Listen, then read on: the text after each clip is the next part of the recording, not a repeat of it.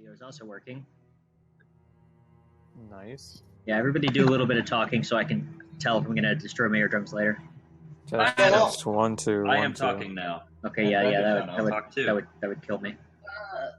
Falafel is very detrimental to my health. Okay, yeah, that works. Okay, well, it looks like that's all good. Probably should have done that before I hit the record button. Check the audio, but, fuck that. Wait. You always edit it out. Yeah, that is true. Nico, Yeah. I'm sending you an updated Second choice. player icon. Gotcha. You might be SOL. I already sent you mine. In 4 Well, I know you are. Yeah, I got yours, but by the time I finish yours, I want to get this game started eventually. That's Yeah, fair. Yes. you're right. You're right. You said a 15-minute grace window, so I was in the 15 minutes. Yeah, I probably won't be, but that's my guys, I bad. think I'm gonna take a 30-minute dump before we start. Oh, you're fired. How long to go to take a 20-minute piss? So I might as well die of dysentery now. I went to the toilet and my pee-pee don't work. Well, by And next explode. game, I would love to see my player icon updated into the last thing I sent you. I'll also see if I can get an actual digital drawing of her done. Okay, sure. Yeah, that works. Because right now I can barely see it. I was gonna ink it, but then I was like, eh. Yeah, you know what? That is a lot of my life. In fact, like, I was that's so all my tempted life. so many times to just ditch the map I was painting and Yeah. like use another one that was from Curse of Strahd. But Was it gonna be Okay. Death I House? persevered. Nico, The Curse of Strahd mansion is tiny. That's the only reason I didn't use it. I have a really dumb question. Okay, I'm all about dumb questions. Hit me. Did you do this entire map yourself? Of course I did. It's fucking beautiful. Congratulations, Alright. you're amazing. Thank Pretty you. great. It was very I'm definitely painstaking. not kissing ass, so Granny doesn't die, by the way. What is Granny? So yeah, those of you that Human. are No, not that. She's a are human new. bard. you might have missed that in the prompt. Of course she's a bard. There is a high chance of fatality in this campaign. Because how often do you get the chance to incorporate permadeath? All the time, you're the DM. Right? You could say Zeus smites you. Hunting all for of a new sudden. players would be boring. That said, it is entirely based upon your choices. Think about staying alive and you should probably be okay. Like the Bee Gees? That's my character's main goal. In addition, just because you die, that does not mean that you are entirely not able to participate. You will gain an interesting new role if you do happen to meet a grisly fate.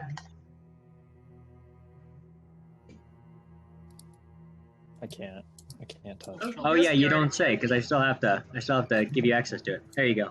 Boing, boing, Is boing, that a boing. tabaxi? Yep. Point.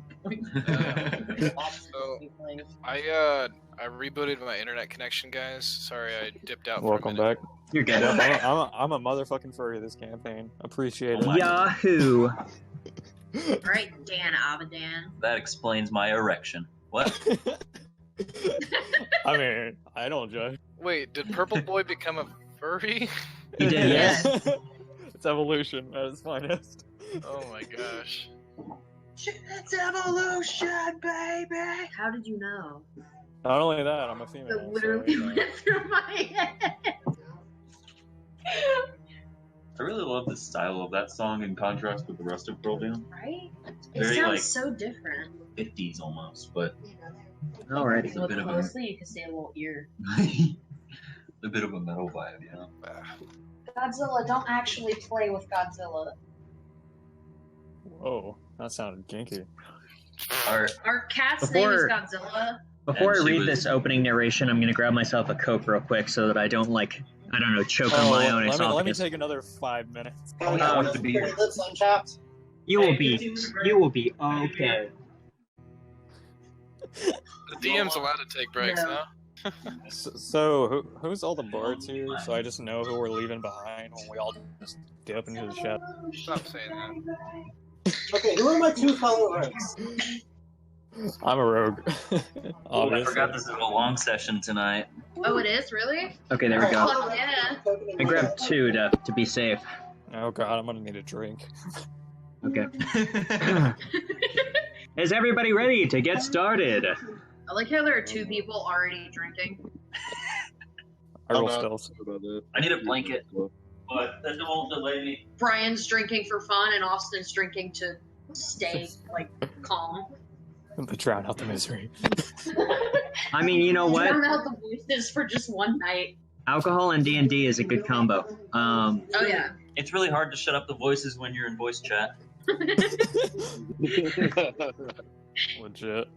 All right, I'm gonna go ahead and start the opening narration. You walk over cobblestone streets in a bustling city, followed by following a hastily scribbled map in your hands.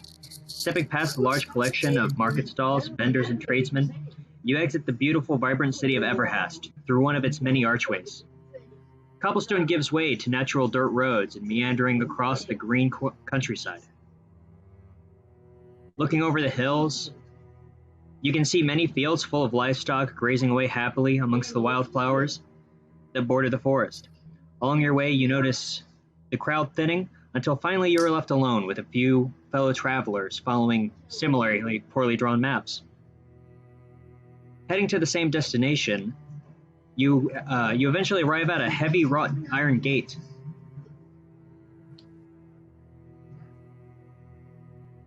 Two moments as I scroll down because my tablet wants to be dumb. I'm like, I open the gate? Question mark? No, kick it open. The 2 heavy iron gates leaning against 2 gnarled oak branches growing through the railing. A few awkward moments passed as you all exchanged glances before excitedly shouts ring down from the lane. Welcome, welcome! So glad you could make it. Albeit a little late, but given my terrible directions, I suppose that makes sense. A tall, elderly half-elf greets you, gesturing you towards further and down the lane, towards the grand manor sitting within the trees. The air, thick with musk of lavender, hits you as you step within the wooden confines of the building. Once you arrive inside, you are quickly led through the reception hall into a sitting room where you immediately notice many other people that have already taken seating within. Sitting in one of the armchairs closest to the fire is a human woman. She glances up at you before quickly going back to her notes. Whilst an older-looking noblewoman scoffs at you from across the room before returning to one of the bookshelves. Lounging back on one of the sofas, you see 2 elderly gentlemen laughing together, much to the disgust of the haughty woman picking at the books behind them. Opposite, you see a meek, smiling young tiefling woman, perched eagerly on one of the armchairs, very invested in the conversation that the other 2 gentlemen are having. The high elf smiles, ushering you forward. As you take your respective seats around the room, you hear the old man clear his throat. Spreading his arms out wide, he nods across to you in anticipation. Well, now that the rest of our guests have arrived, I should introduce myself formally. I am Lord Birkstaff. Welcome to Moonveil Manor. Hello. Hello. I like it. Greetings. Thank you for inviting me. I haven't had company in quite some time. I immediately love that voice.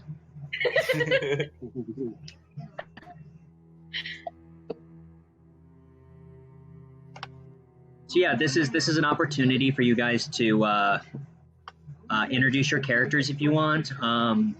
Also, maybe start up some small talk with any of the NPCs if that interests you. Once we kind of get all that out of the way, we'll go ahead and proceed on to the rest of the day's events. As my introduction, I just hold up the gladiatorial belt that I always have on me. Of course. It shines brilliantly as the hearth fire bounces off of it. Are we supposed to be in here? I'm gonna put myself in here. Yeah. By all means, feel free to crowd into this room.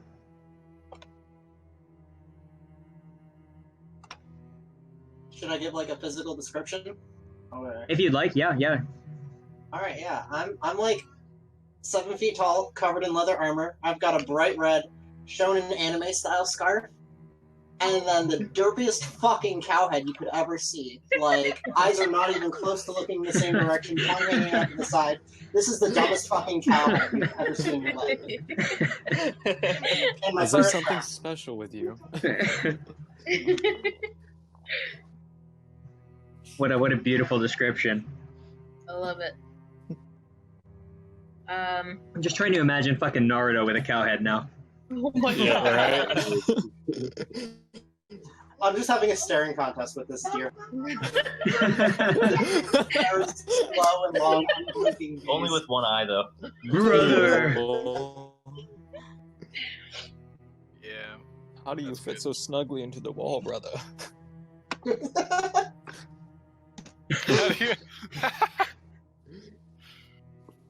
Question: why is the furry in a mid tile? If you hit Alt, you can go between tiles. Get back on the grid! What the hell? I hate this. You're upsetting me! You're looking at a deer. Shut up. Also, I want to mention that I didn't think of it till very recently, so it's not in my character sheet yet. But I have a small tree growing out of me, and that's where my squirrel lives. Okay, yeah, sure. I see no harm in you having a small tree growing out of your rock body. Cool. Thank you. There's So, probably plenty of have wood puns to be made, but So, Granny's about 65, and she stands about 5'2". She's got like bright ass, like white hair and silver eyes, and she just has the most like approachable face. You know, she's an old lady who just wants to make everybody cookies.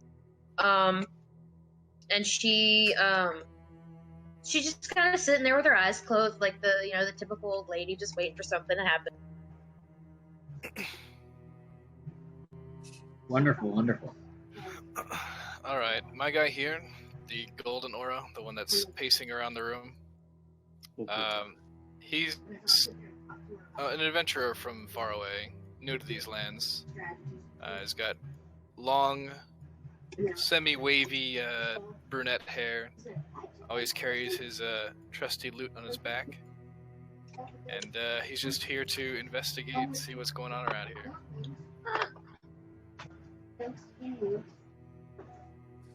Splendid. Oh, he's a half elf. If you didn't, if I didn't say that.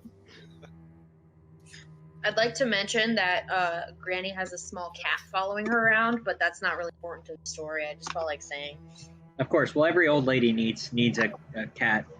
Exactly. His name is Elderflower, and he's a cute cat. Yeah. Except for I don't Catty. know how that makes the Tabaxi feel. I feel like we've had this issue before in the last campaign with, there being a rat man and then somebody collecting pet rats. Somebody who might not be named. I'm gonna Definitely stand not on this Brian. rock for no reason whatsoever. I'm standing up. I kind of brush at you. Ah, it's weird. Get away. Yeah, I'm sure that's very uncomfortable with his coarse, rocky hands. I'll sit next to the rock and have a conversation with it. I'd also like to join because I see you have a musical instrument, and I'm interested in, asking if you're a bard or not. That is Do we indeed roleplay the this case. conversation? Awesome. Who's starting the conversation? Well, you guys are all having a conversation with each other, so Right. Hello, young man. I see you have a lute. Are you a bard as well, or do you just like musical instruments? I am Are you- indeed a bard, milady. Oh, you don't have to call me milady or anything special like that. Just call me Granny. Everyone does. Common courtesy where I'm from. Oh, that's fine, son. Excuse me, that was out of character. The rock barfed up his liver. I don't think he has a liver. It's just dust and stones. He had a weird rocky, earthy liver, and it's gone now. That's wonderful. Did you train under a master, or are you just bored for kicks? I am self-taught. Oh, that's impressive. I trained under a master, and he was great.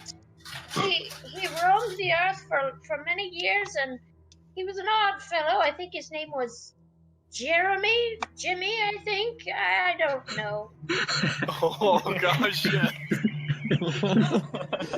I've heard tales of this Jimmy. What? I've heard tales of this Jimmy. Yes, he was a wonderful master. I just had to stay away from him after dark. I heard that his hunger was unmatched by anything. I left him pots of soup outside of his. They were never touched. I love this world building we're doing right now. Yes. I was trying to think of like how to bring Jimmy in. And then I was like, oh wait. Oh no. You can't play two characters. Oh god, no. I should have played my elephant. Oh boy. All right. Well, now that you guys have had the opportunity to kind of settle into the sitting room and get comfortable, you've socialized between yourselves and some of the guests in the area. First staff invites you to explore the rest of his home before you guys meet for dinner. So you now have the option to explore the rest of the manor, look at the various rooms, and get acquainted with the place. As soon as you're ready, everybody can convene inside of the dining hall where you guys will enjoy a wonderful meal. Dining hall. That is. I'll start moving NPCs around. Over there. So, like, he basically said we have free reign of the whole house? Yeah. Yeah, you guys are able to Do we have run about and explore as you like. Do we have to follow movement speed for this part? No, you guys can just go into whatever rooms you Okay. like and look around. Well, Granny's going into this room, and I'm just gonna follow. Granny's going Mach speed into the weapon room. Oh god. Of course. Yeah. I'm sure that is a room of great interest to many people. I pet the taxidermied wolf. Of course. And yeah, There's a strange green man on top of me. I'm Yeah. not great. The armory is the pride of Moonveil Manor. Walking inside, you see walls adorned with the heads of animals, taxidermized animals sitting upon shelves. Many of those animals are not just normal sized, but actually giant game, featuring a giant brown bear, a giant fox, and a giant alligator, in fact. Tables adorned with weapons of all varieties. Some of mysterious quality. They do not appear to be normal weapons in the slightest. Some of them just looking like collections of standard steel. Interesting. I want this bow that I've written yoink over. No, Rockman, that does not belong to you. I'm upstairs, and I am definitely looking for shit to steal. Sure, yeah, by all means. You can Alright. snatch. Oops, I drew it myself. Well, might as well finish the drawing. About the rooms? Let me make sure to place the remaining NPCs. That way you know where people are. You just start taking Yeah, shit. that's what I There's was somebody waiting in there for, watching honestly. you. Like what? Could I actually grab that bow? Stop! You violated the law. I just stand behind the guy and then crouch and then start pocketing everything in arm's reach. Well, you do have the Authority Constable Dedrick in there. Yeah, he's... Who? This guy? Yeah, that guy. What did you say he was again? Constable Dedrick. Well- He said he was dead. My character doesn't understand that. Okay, then yeah, by all means, you can attempt to. Well, I guess there's not really an attempt. You can just pick it up. It's a tower bow. Granny walks over to the constable and says, "Hello, dear. How are you today? Do you have any idea why we were summoned here?" He says, yes, of course. Lord Berkstaff, to what I've heard, he throws lavish parties like this every year or so. He likes to invite people of somewhat rapport. I suppose it's his means of networking to try and garner more fame within the kingdom. I'm just an old lady who plays piccolo for the children. I don't know why I was invited. It's a little strange if you ask me. But I'm happy that he did invite me. I haven't had company in a long time. I colored over the bow so people know it's gone. I'm actually heading to the dining hall since I'm actually eating dinner. So I chose to stalk the tiefling. Yeah. Well, stalking the tiefling, the small tiefling just appears to be going inside the kitchen. Going inside there, you can't necessarily understand why, but she seems to be more comfortable in that smaller atmosphere than she did out in the grandeur halls of the manor. So I just slowly approach and ask how she's doing. All right. Approaching up from behind, you catch her off guard, and with a shrill "eep," she turns around and notices your presence. You were asking her what now again? How she was this evening. Oh, fidgety and kind of timid, she responds, "Oh, well, I guess I'm just a little nervous." And why would you be nervous, my darling? Well, I'm actually just a maid down at the local tavern. I happen to be serving Lord Bergstaff, and he, I guess on a whim, decided to invite me to his lavish manor. I don't really know why I'm here, but I definitely am out of my element. Well, I can see why. She just brushes her tail against her face. Hey, Nico. Yeah? Does this bow use regular arrows? No, it uses javelins. What? It's a big-ass bow. It's like the Dragon Slayer bows from Dark Souls. Hot damn. That is what a tower bow do. It's not even a magic weapon. It is a martial ranged weapon. This is a big fucking bow. Yeah. Do there happen to be javelins in the armory that I noticed? No, there were no javelins in the armory. Only because I didn't actually draw javelins. That would have been a good idea. So is there anything out of place in the kitchen, or is it all seemingly normal? In the kitchen, it's just cookery and cutlery in there. Okay. Is there any food on the table? I can't hear you, Tony. What was that? Is there any food on the table? Assuming you wanted to go in there. On the table in there. No. What? Please say there is. I'm eating dinner. Oh, are you? Yes. Sure. We can say that some of it has already been rushed out for you folks. The cooking staff is in a hurry, preparing the rest of the meal for you guys. Where is the rest of the stuff?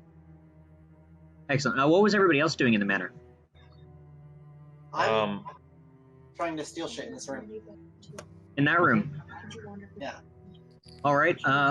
Well, the room that you've currently gone into does not have an inhabitant in there. Sifting through the chest, you see nothing but a couple spare pairs of clothes and some linens. Alright, I leave it. So these are like Granny's talking to the other old people. Yeah. Those rooms are divided between the NPCs and the players. So some of the rooms there will not have anything in them. Some of them will have the belongings of the NPCs. I'm gonna dig through this chest in the second floor room that I'm in. All right, digging through the chest in that room, you find a lot of books, a lot of it on coterie and cryptology. In addition to that, you do find a small coin purse with 20 gold in there. I'm gonna take the gold, if that's cool. Yeah, go ahead. Yeah. Might as well get the ransacking out of the way now. Yeah, true. Oh no, I'm actually saving it for later when I have more information. Also, probably not a bad idea. I'm gonna write books over this chest so we remember that there were books in there. I'm going to delete a lot of these other scribbles. Yeah, sorry. Some of those were accidental. Other ones were just fucking around.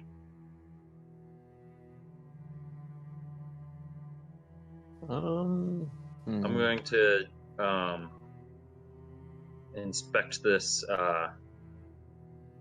detective crocodile. And inspect him in which way? Are you going to strike up a conversation, or are you looking to do some kind of insight? I suppose insight would make sense for my character. Size him up before I talk. Well, I guess we have the first roll of the campaign. That's always good. All right, yeah, go ahead and roll insight. All right, where's my insight? Rocky, okay. All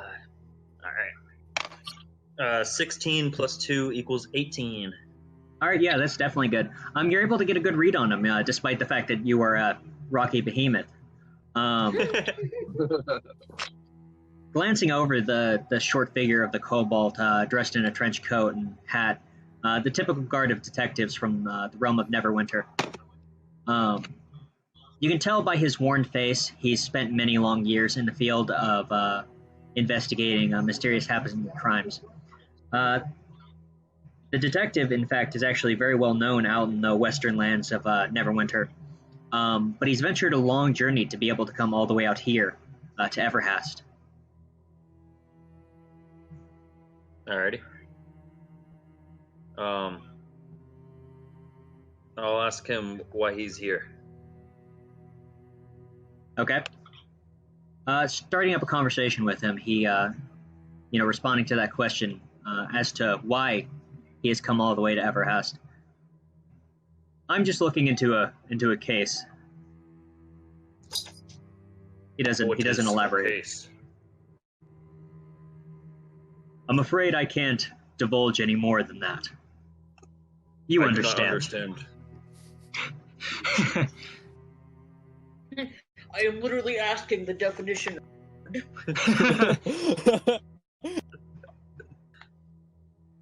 Yeah, I was literally asking that. He looks at you confused. He doesn't understand. In fact, he's probably confused as to why he's talking to a giant pet rock in the first place. I thought I had a regular mushroom omelet this morning. It must have been one of those mushroom omelets. All right. So I'm gonna head up to the 3rd floor and observe the large room. All right. Going to the large room. This is the master bedroom. Inside, you see writing desk in the corner. To the far left, you see what appears to be a meeting area. It's covered off by screens dividing the room. To the right, you see a grand master bed and a large carpet. A large rug sprawled out across the ground that seems to depict Neverwinter from a distance. Seems to depict the manor from a distance. Ooh, accidental spoiler. Yeah. You also have it's just because I've been doing so much Neverwinter stuff with the last campaign and then planning the future campaigns. Like location wise, it's locked in my head. So is this the owner of the manor? Yes, that's Lord Burkstaff in there. Okay. So I want to walk up to him and just kind of look up and down him. Okay. Try to grab details. All right. So you want to do an insight check? Yeah.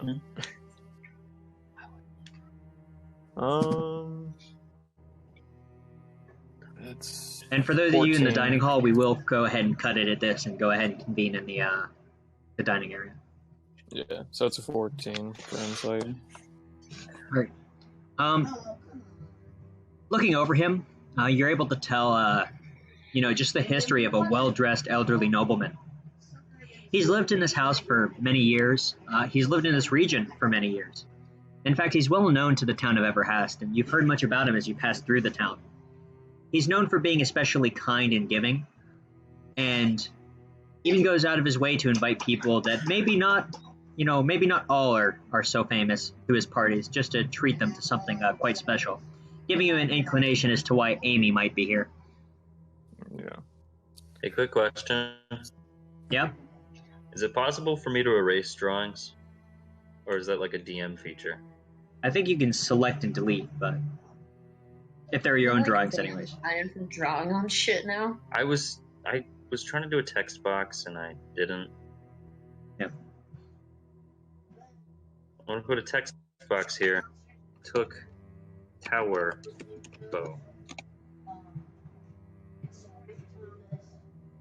Can you pull up my character sheet? Yes, I can pull up your character sheet.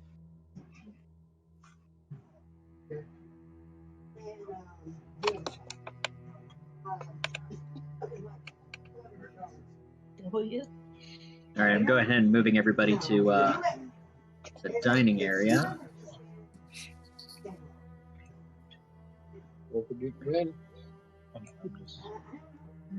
I can move me. Okie dokie.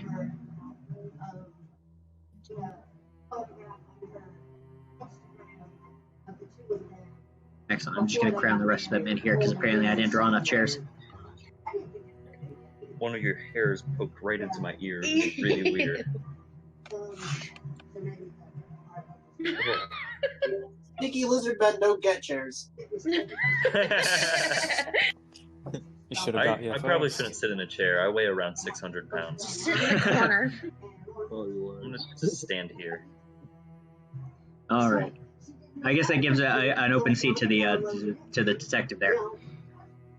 All right. So convening in the dining hall, with few words said, you were immediately sat down and treated to a lavish meal. An absolute feast is spread out before you. An endless flow of wine and ale flow forth. The table is full of almost every dish and delicacy you could possibly imagine. After the meal is set and the dishes are placed, Lord Burkstaff, shoos away the attending staff. They all seem to funnel back out through the dining hall and out into the back courtyard towards the servants' quarters. Now it is just you all in the manor enjoying a humble meal. Pretty good stuff. I saw in a couple of movies that I didn't think were bad. Oh god, I want to investigate the food to see go if out of there's my way like to watch poison or something, every movie but I also don't want to have another one of those moments where I investigate something and Ego goes, it's water. Well, I will say that we have had two people that have already sat down and eating, and I haven't asked them to make a Constitution saving throw yet. Yeah, that's fair. That, and it would be kind of doing metagaming in a way. It would be Yeah, really early for me to try and poison you all. Know this, the food's rather delicious. I kind of just pick at it and I'm like, this is a rather I'm gonna feed the food to my squirrel friend as I don't eat. Of course, that makes sense. I'd like to strike up a conversation with I think that's the human woman, the older woman. This one? They're right next to me, yeah. Who is she? That is Lady Silverhall. Okay. Granny turns to Lady Silverhall and says, You look younger than I am. What are you doing here? Did you get an invitation too? She looks at you and kind of snuffed up way, kind of immediately is like looking down at you as you address her. And she's like, "What? Me? Of course I did." Granny smiles and folds her hands over her lap and says, I mean no offense by anything. I just wanted to talk to somebody around my age. She kind of puffs at you and turns back to her food. I'd like to roll intimidation. Sure. To try to put this snooty woman in her place, but as nicely as possible. I'm rolling. Okay, yeah, go ahead, yeah. I got a 17 plus 11. Plus 11, Jesus.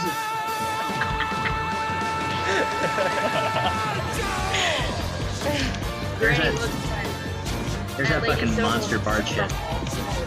What'd you say? So there's that fucking monster bard shit. Granny looks at Lady Silverhall, her hands still folded across her lap, and says, Sweetheart, no one here is going to judge you for anything, but if they were, it would be your manners. Your mother must be very, very proud of you.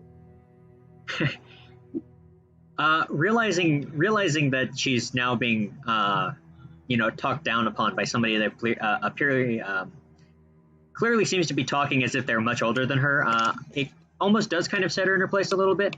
She acts a little bit less snooty, but having kind of sensed a little bit of aggression from you, she kind of scoots her chair a little bit further away from you. I want to, excuse me. I want to investigate the blurry green shape near me. That would be me. Oh yeah, you probably should describe yourself a little. Considering you are just a green man. Who are you? Who are you, green man? Who are you? Just Well, switch on the fucking yeah. Skyrim theme. Who are you? And who are you? I'm a Or dark is elf it- monk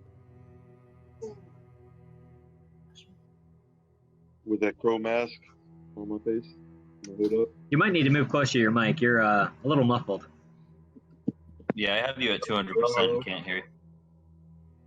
Can you hear me now? Yeah. It's better. All right. All right. So my name is Crow. I'm a dark elf monk with a crow mask covering like top half of my face. Mm. That's I all am. can say about it. Are you eating your mic, or is it in the other room? I'm sorry. Can you hear that? What? Are you eating your mic, or is it in the other room? It's right up to my face. All right. What about now? I introduced myself to the. You said dark elf monk. Yeah. Yes. I said I say I am a rock man. I am. You see. Oh yeah, rock. Is that your name? What's that? Is that your name? My name is Rocky.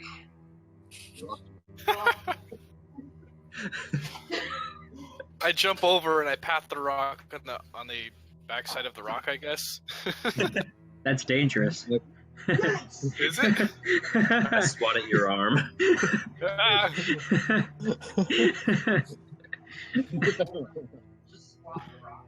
I don't know if I like Rocky. Guys. Don't pat rock clap. I Did not Bard choose on my- the back, and I'm like, quite the couple over there.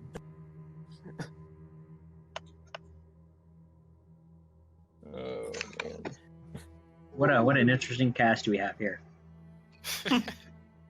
The man with the crow mask seems rather suspicious. The crow mask? Oh yeah, did you send me your character sheet, Tony?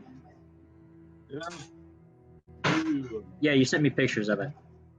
Yeah, I couldn't do an email, so it wouldn't let me Gotcha. do that shit for some reason. Did you have any backstory stuff? Yeah. Just so I can possibly throw that in this session a little bit later.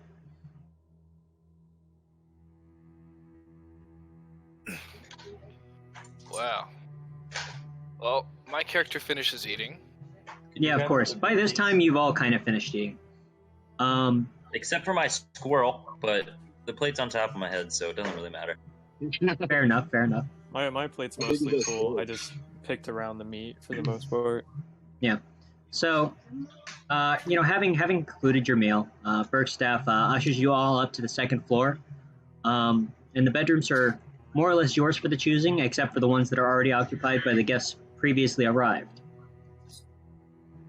And I'll go ahead and move the NPCs to their appropriate rooms.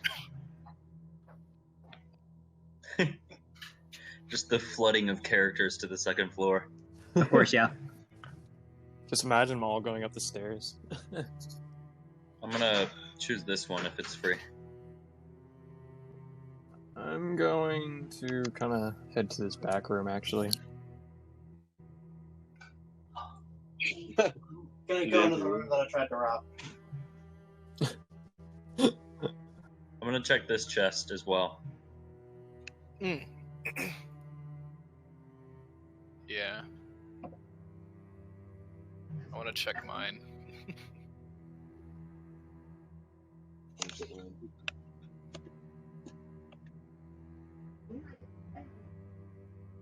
I should have just grabbed the top one, huh?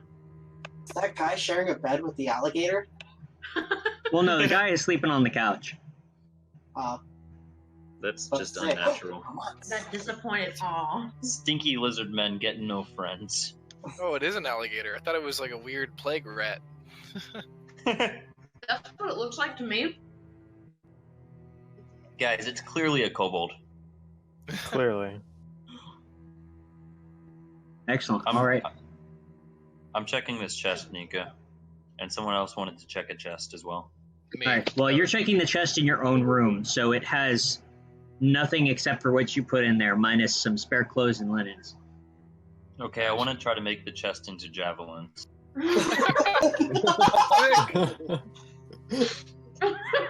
Alright, let's pause on that for 0.2 seconds. Who else wanted to search a chest? That was me. Upper middle. Gotcha, I see ya. Same thing for you. You're searching in your own room. That room was previously unoccupied. So, nothing but some spare clothes and linens. How about me? So, It has some nighties in there if you wanted to get comfy. what about the spare room that I'm choosing to? Whose room do you want to join? Yes, exploring into that room there. That is the only room in the house that you've seen so far that is completely empty. Mm. Yeah, walking into that closet, it seems to have been used as a spare storage chamber, but it just has nothing in it. I guess I'll go against the back wall and just kind of lay there or sit against it. Gotcha. There was a bedroom open if you wanted one. No, I'm fine. I'm a little skeptical of this invitation at the moment. Okie dokie. I am unable to use my bed, so if you want it. Let me share a room with a rock. Sounds delicious. It just like stares at you while you sleep. That's. And then I have that constant thought on my mind. Do rocks stares sleep? at you while you sleep. That's geologist, buddy. All right. I literally have to sit there and think all night. Like racist. Dude. Excellent. All right. Am I able to make javelins out of the chest? Oh yes, I almost forgot about that. Don't mind me while I turn Fog of War on. Ah, Ah. my eyes. I'm role playing. I'm asleep right now. Okay. What the hell do I want you to roll for that? Roll survival. Oh, are you kidding me? Roll survival to make javelins out of the chest. That seems like a survival thing, being able to make weapons out of various random That's crap. I get your reasoning on it. Alright, I am rolling. I rolled a 9 plus 5 is 14. Gotcha. Well, you've completely demolished the chest, but not been able to put together anything useful. I'm gonna keep the scraps of the chest. Alright, yeah, that's fine. I'm going to start revealing the bedrooms that you guys have chosen. Ooh. Cowman's first. Cowman is first. I'm gonna stay on alert while we are sleeping, just constantly like nodding in and out. How long is this bed? Does it fit my giant 7-foot body? Well, yes, because the bed is pretty much 10 feet long. Ooh! That is a luxurious bed. Right? You should count the tiles, and considering each of these tiles is 5 feet, you should count how big Berkstaff's bed is. Well, that's really about 8 feet. It's not really quite 10 feet. I'd almost say it's like 7 feet. Because it doesn't entirely fit in 2 tiles, you know? Yeah, same Well, difference. there's nothing wrong with his character having his feet on the floor. I mean, if that's the case, I'd just drag the chest to the end of my bed and put my feet up like that. Yeah. That's fair. Yeah. You could always put the pillow on the floor and sleep with the cow head on the floor. I'm just gonna go ahead and make sure this chest is marked as destroyed. Did I hear a shit ton of snapping wood like through the wall? You hear a crashing sound, probably. I don't know. Do you want to roll perception for it? And then you just hear, "Ugh, God damn it! Make a stick." Longer! It's a 4. 4. Yeah, you're completely oblivious, probably because you're slowly nodding off. Alright. Excellent. So how do I delete? The scribbles? Yeah. It would be the select tool, and then the delete button. If you can. I'm gonna lay on the couch and presumably destroy it. It provides little cushion for your large stone body. Nico, Yeah? I'd like to check the room for like peepholes on the wall. Okay. Gaming. Yeah, no, by all means. Hey, they're in a stranger's house. Yeah, just like inspect the room for oddities. Maybe not exactly peepholes, because that is a little bit meta. I mean, I don't know why you would expect people. I don't know what I said that would. I don't know. I was just thinking Make you about guys- like Scooby Doo. It is a stranger's house. I would I'm be just a little cautious. skeeved. Okay. Should I roll for investigation? Yeah, roll for investigation. You got it. Did anybody else want to do the same thing? Oh no, I am out. Okay. I cannot She's draw with rolling. the mouse. Can I? Alright, so I rolled a 17, and my investigation is +2. Gotcha. So that's Examining 19. the room from top to bottom, looking along all the walls. Maybe that kind of paranoia comes with age. You see nothing that indicates a peephole or a secret chamber of any kind. Of course, granted the fact that it's an old mansion, you do come across a few leaky floorboards here and there, but what old house doesn't have those? I should get my carpenter in here. Wonderful, man. I would like to mention that my character is not asleep.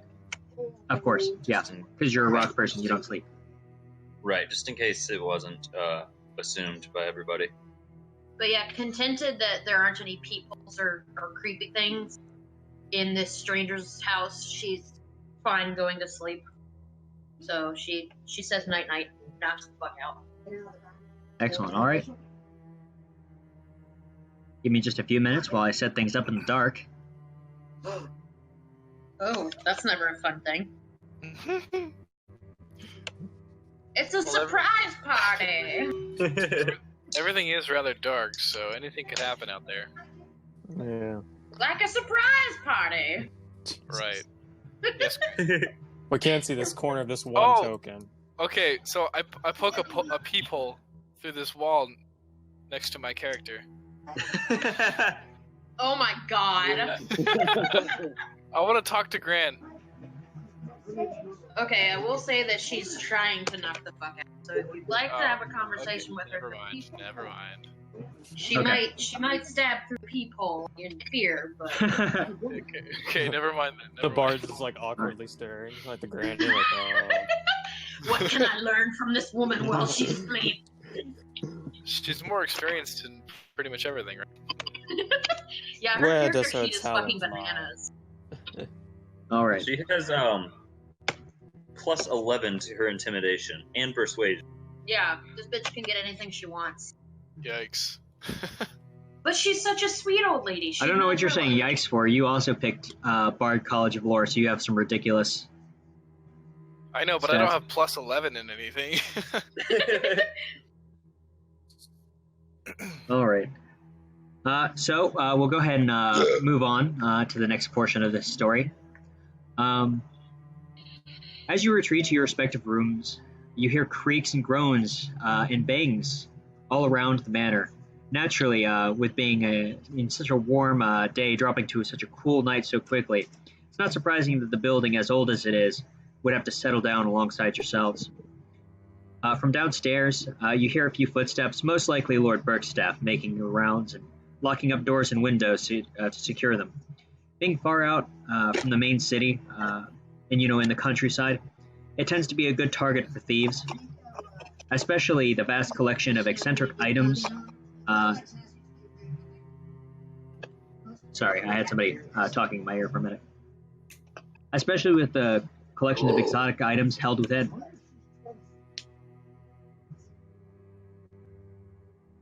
I lost my place, so give me just 2 seconds. Exotic items held within.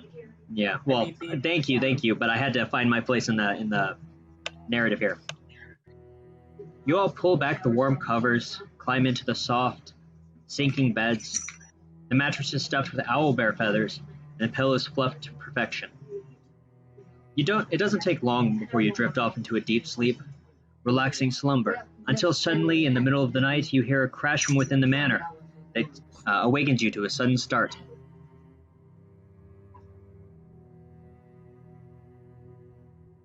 So, you all suddenly wake up after hearing a crash somewhere in the manor. Okay. I'm gonna go out here and look for the source of the crash. I just peek out the doorway. Alright, well, I'll go ahead and reveal the hallway.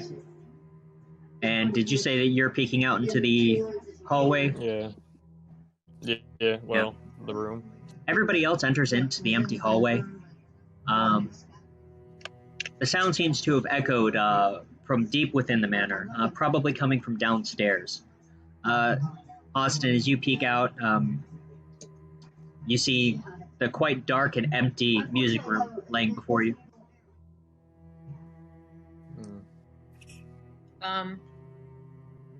I would just like to note that Granny readies her dagger. Gotcha. Just in case anything spooky's happening. Of course, Like frightened by the sudden sound in the night, that would make sense. Yeah. So as we head downstairs, I'm gonna go ahead and just roll for stealth. Alright, yeah. To mute all my other discords. Same, actually, for stealth. Yeah, same. I'm not gonna do that pussy shit. You can't. So it's Yeah, let me roll for stealth to do. it's 21 altogether. Alright, I'm gonna jump down the stairwell. I got a 14 plus 4. 18. I'm gonna jump down the stairwell and Alright. land at the bottom of it. Gotcha. Everybody write what your stealth scores were in the chat for me.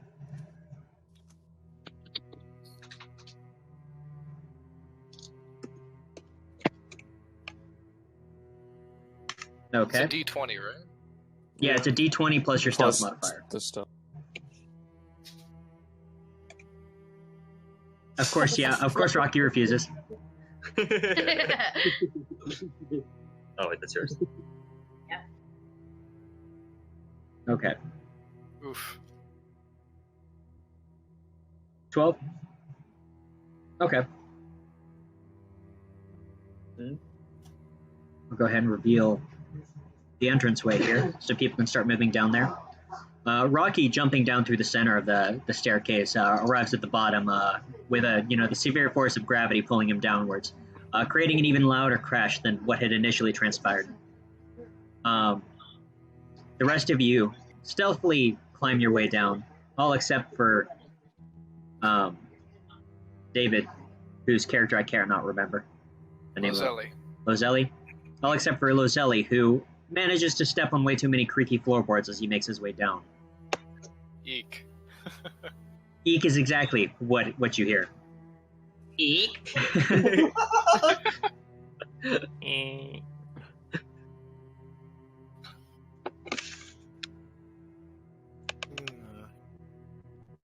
Is it just me, or is this place more rickety than I remember?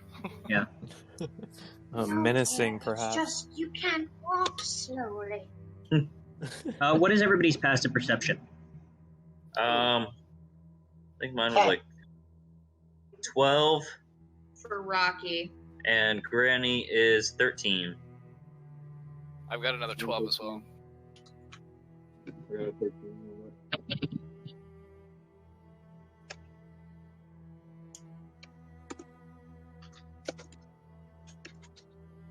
Gotcha. So it's sounding like it's only going to be Granny. So yeah, getting to the bottom of the stairs, Granny is, surprisingly enough, the only person to have keen enough hearing to be able to tell that the loud sound of the crashing appears to have come from the library, directly underneath where you guys may have been resting. Huh. Oh, and of course, the Drow, the Dark Elf. Oh wow, Granny has not even left her room yet. I walk into the Dark Elf and I try to see if I can acquire where the sound came from him. I'd like to whisper to everybody, The sound came from the library. We should move quickly, but carefully. Not remembering where the library is, I go. Sorry. Oh, Yeah, he looks like he knows where he's going, so I'm following. Alright, wait yeah. outside the door. Many of you funnel into the dark, the very much now dark armory. Faint shadows, light the faces of all of the taxidermized animals, and the only thing that appears to be, shedding any light into the room is the faint glow of the moon creaking through the shut windows. Hang on one second. I have an action. I just want to remember what it's called first. I peek into the room above, Guys, you're peeking into the library. assumingly. I never went in there, so. I'll go in. How bad would it be if, like... Okay, so what I want to do is I want to use the light cantrip to make a small light, like, that I could carry in my palm so I could see in front of me a little ways. Gotcha. So how the light spell works is you have to cast it on something. Mm-hmm. In addition to that, you can dim the light spell if it is something that is small enough for you to be able to cover up with your hands. Okay. You can I'd like to funnel and cast it on control. my cat, and then just carry the cat. Okay. You're probably going to have a difficult time completely covering the cat, though. That's okay.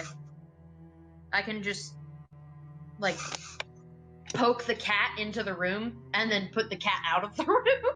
Okay. So yeah, casting light is easy enough. You don't have to do anything special for that. Okay. So you now have a glowing cat, and you are pretty much the only person that can now fluidly see within the mansion. Considering Doesn't like every race have dark vision, including mine? almost every race, but dark vision is not a substitute for actual light. Dark vision just allows you to. It is completely dark within the manor right now, so you see everything as in dim light right now. So that means that you can. Shapes. Yeah, you guys can see up to a certain distance only, and everything that you see, you can't distinguish color. You can only roughly distinguish the shape of it. I follow the large cat and the elf holding the cat in the robe I was sleeping in, as to cover the cat if something was wrong. Of course. And whisper, I can peek into the room. I have a small light, you see. A cute light. It's rather lovely, my darling, but I think we should keep discretion. You may be right. But what if someone's hurt? I'd like to help them at least. I'm sure all of you strong, capable young people can help me out if there's a scrap. I almost spit my beer out. That was cute. I love it. All right. So who is peeking inside? Are you guys peeking inside with Granny, or are you peeking in with Shiva? I'm just standing outside the door. I'd like to I think what's gonna happen is, like, I'm peeking in, and then the granny just suddenly, like, haunches over me. Okay. Just climbs onto your back. Excuse Okay. me. So I'm gonna wait. I could send the squirrel in and use beast sense so I can see ahead.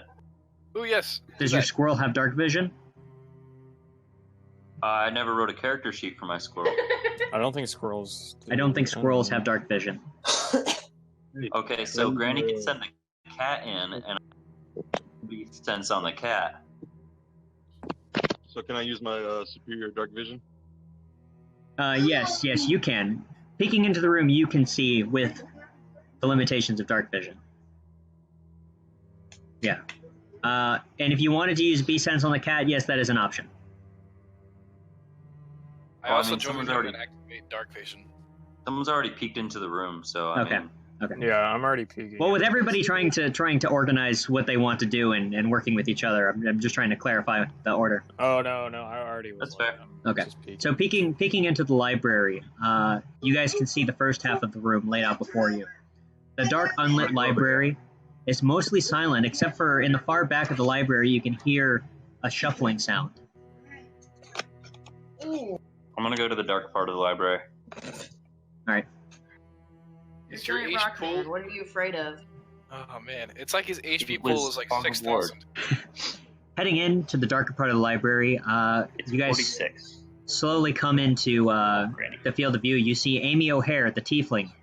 She's holding a broom and dustpan and is sweeping up a vase. Are you alright, child? We heard a loud noise. Shocked by the surprise of having people once again kind of sneak up on her in the dark, she turns How around did I and sneak said, up on her? she's not very observant. Yeah, I mean, She has I wouldn't roll a stealth if very she don't. tiny PP. Is that how that works? Yeah, passive perception, very tiny PP. Okay, got it. Sure, that's what you meant. Speaking of, I got a PP. I'll be right back. Goodbye, Okay. Mr. Rockman. I'll just continue on without Rockman. Yeah, keep going, and I'll try to come back as soon as I can. Being surprised by the sudden party of people that have now come up on her, she turns around, with a shrill "ha!" and is very clearly nervous. She's kind of, holding the evidence in her hands. We won't squeal on you. We just would like to know if you're alright. Yeah, I'm okay. If you don't mind my asking, I'd like to roll persuasion here. Of course. Give me 1 second to first check what that is. I mean, I know it's like an 11, I think, but I just want to make sure.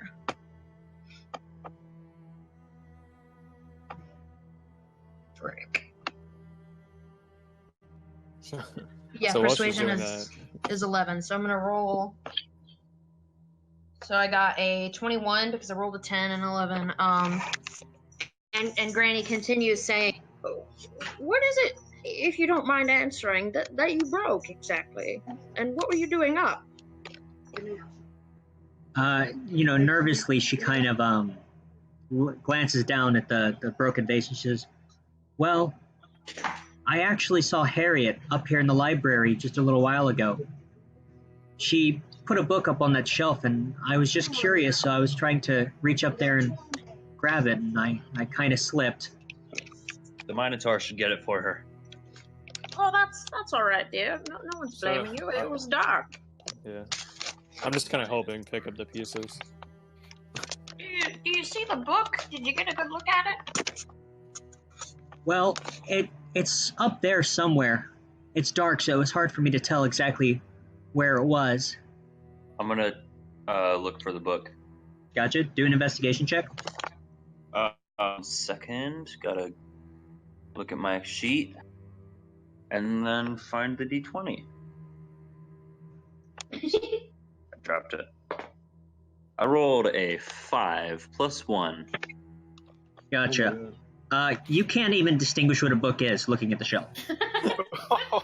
That is a fair point. I'd also like to make a inspection check. Investigation? Of course, go ahead. Yeah. I would like to do the same. So what do I do here? I take my 20. Yeah, you take a D20, and you roll it, and then you add whatever your investigation modifier is. Why So can't that's we what just the ask skills are all. her what it is? I did ask her what it was. Yeah, She she doesn't know exactly. She just knows the general area. Yeah. Okay. All right. Sorry. It's a 4 plus 4, so it's an 8. An 8. I got a 20. Looking at the shelves, you're not doing much better. You know what a book is, but you're not doing much better than the Rockman was at discerning exactly where this book went. Okay.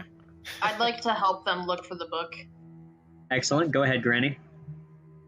What is it that we're rolling? Investigation? Yes. Oh, and Antonio, you're rolling perception for what? No, I said I was going for investigation too. I rolled a 20. You're eating Natural your 20. mic. I Yeah. rolled a natural 20 plus 2, so 22. No, it's just a 20. Excellent. All right. Yeah, Tony, I'm having a really hard time hearing you. I'm sorry. I'm doing this through my phone. Yeah, is your phone in a case? Yeah. Yeah, it might Try be it. taking it out of the case. It might help. While we're waiting to see what Tony's perception check was about. Yes, looking at the endless row of books upon the shelf, Granny seems to, immediately be able to hone in on the exact text that Amy was referring to.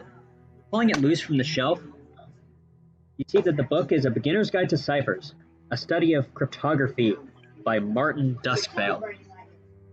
Oh. I don't trust that name. Was this the book that she was looking at, dear? Well, the binding's the same color. I think that might be the one. Excellent. I'd like to flip through the book to see if there's anything interesting in it. Do I have to roll for a specific thing? No, just flipping through the book, it seems to break down cryptography. How to translate various, passcodes and texts into a, legible format. Okay. I think I'll hold on to this if that's all right. No one's going to tell on me, will they?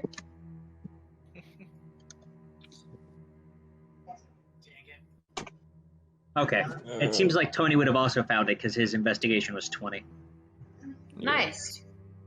So congratulations to the both of you for getting some natural 20s there.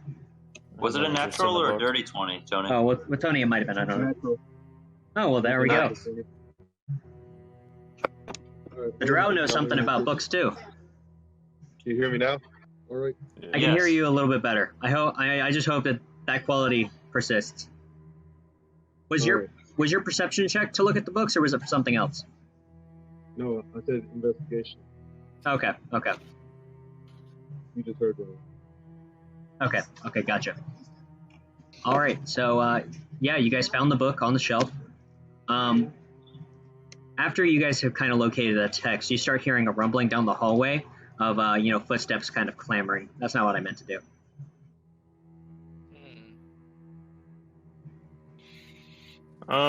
So I'm gonna talk to the tiefling and. Okay, give me 2 minutes. Slowly, everybody else from the manor seems to slowly kind of filter down there, being drawn by the sound of the, ensuing crash. A little late to the party than you guys, who are a little bit more quick on your feet. But everybody else slowly arrives. So I immediately I'm just like, oh, I'm sorry, my dears. I accidentally was, pondering in thoughts. And I try to take the blame for the vase, basically. Gotcha. Bergstaff arrives, kind of seeing what's going on and inquiring about it. And, you, by going up and immediately confessing to him, he seems a little bit perturbed about the vase, but he's controlling himself. Granny quickly hides the book in her robes in a pocket on the inside and says, "Oh, hello. How are you doing tonight? What brings you all down here? Did you get the crash as well?" Bergstaff kind of answers for the group. He's like, "Yes, we all kind of ran down here after hearing the crash. I'll tell you, it was quite a winding journey coming from the 3rd floor. Is everybody okay?" I'm quite alright. I just had a mishap. I can see that. Is there anything I can do to repay you? Begrudgingly, he kind of replies, "No, it's fine. Don't worry about it." Well, now that we're awake, why don't we pass the time? I'm wide awake. Gotcha. These old bones aren't very used to being asleep anymore, I'm afraid. Rocky's going into the kitchen, correct? Like going into the dining area? Alright, let me reveal that area for you. Tell that annoying ass area? Delete it.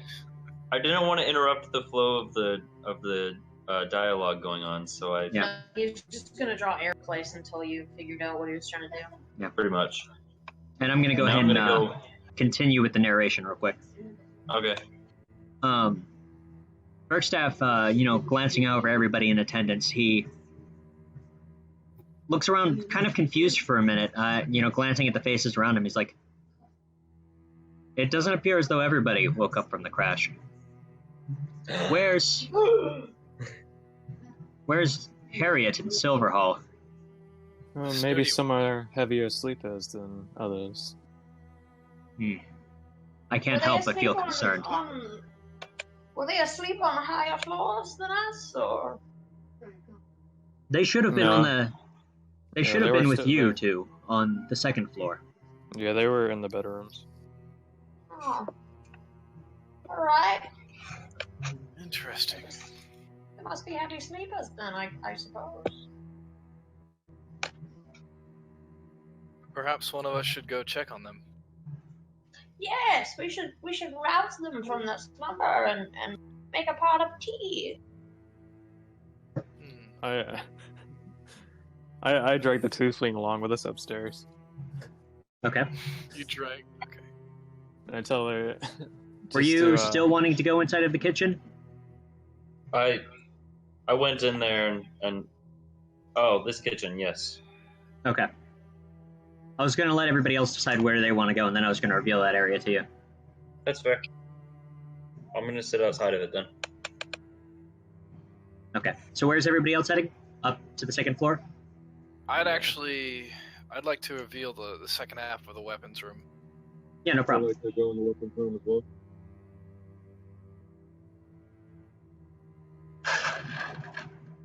Just stepping further into the room, you can see the second half of the dimly lit room. Nothing seems out of place.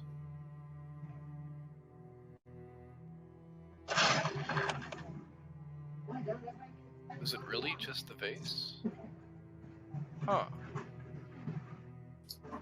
I talk to the tiefling. I'm like, "This is a secret between you and me, all right, dear."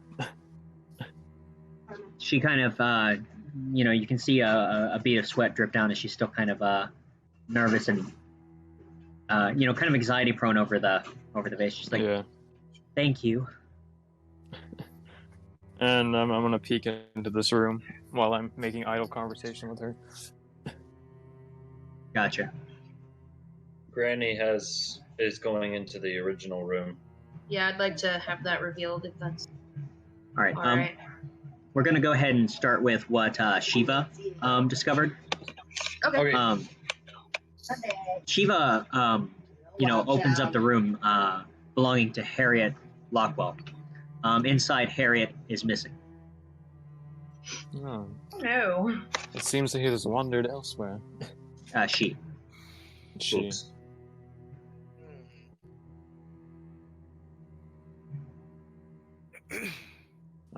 Yeah, stepping into the sitting room. The room is now a lot darker than it was before. The faint glows of the embers still burning in the hearth are the only light source that are there.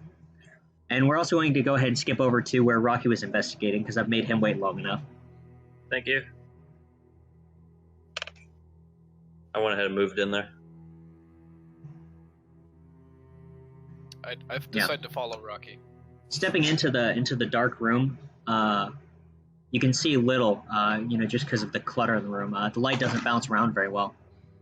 However, you are immediately met by a pungent stench, something that you, Rocky, are especially familiar with, or at least if you could smell. I don't know if that's an ability of yours. I guess the smell honestly would don't kind of relay it. It's Okay. a pungent, sweet, sticky smell that fills your lungs. As you guys step around the counter there, lying dead against the back door is the body of Harriet Lockwell. Oh, this is not something I wanted to see here. Rocky, what do we make of this? I need like a. Following in behind you are the detective and the constable. She is dead. I'm gonna see if I can make this into a javelin. Oh my god. Well, the detective is here. I guess after I found she was missing, I'll head back downstairs. Yeah, everybody kind of followed them into the kitchen, deciding to continue with them. Along with Granny.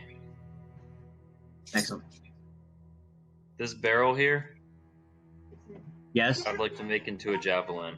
Yeah, by all means, do the same survival. Everybody else is way too busy, looking over the dead body of Harriet Lockwood to really pay attention to you smashing up a barrel in the corner. And I'm still making my I way. rolled a nat 20 and I got a +5. Excellent. All right, give yourself 4 javelins. Hell yeah. I just want to know how the fuck you make javelins out of a barrel. Well, with the nat 20, I can't really argue the logic there. That's very fair. I'm not the type of DM to decline that kind of luck.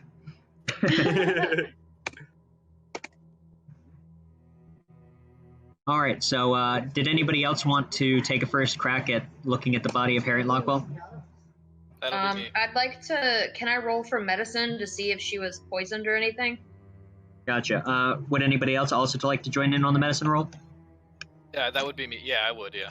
Okay. Me too. Yeah. Because the medicine roll is a good start here. So both of you go ahead and D20 and then medicine modifier. I roll an 18 plus 5. I rolled a 13 plus 6. Splendid. So yeah, that's more than enough for both of you. Rushing over, to each side of Harriet, you guys start, examining her. It's very clear that at this point she's too far gone. She appears to have, bled out quickly from blood loss. As there's just a massive sticky pool surrounding her entire body. Heat still emanates from it, suggesting that her death was definitely recent. So I still dragging the tiefling behind me. I slowly enter the room. I'm just like, what happened here? Yeah. I cover the tiefling's eyes. Well, it seems that someone. I'm at a loss for words, dear child, but she is no longer with us. And then the bell just rings around my neck. Wait a second. Granny, Yes? aren't you the one who yelled at her? Did I yell at her? I'm too old. I don't remember these things. She yelled at Silverhall. Yeah, Is the that old not lady. Silverhall? No. That's Harriet Tubman. Silverhall is the other woman that is currently missing. Oh. Oh! I'm not good with Someone's got this. it out for old ladies! I've got Don't to worry, Granny. leave! Don't worry, Granny. I'm sure you'll be fine. You're damn right I'll be fine. Well, never mind for the comfort. Yes.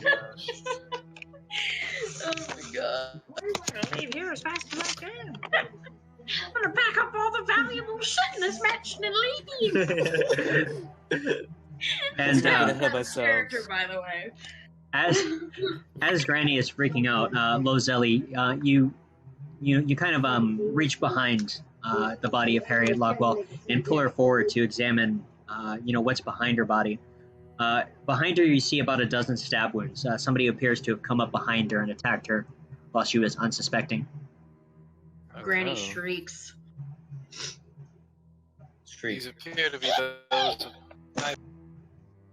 I want to test my new bow. What? What? I want to fire here from here. Right? Oh, It's my not really the time. God.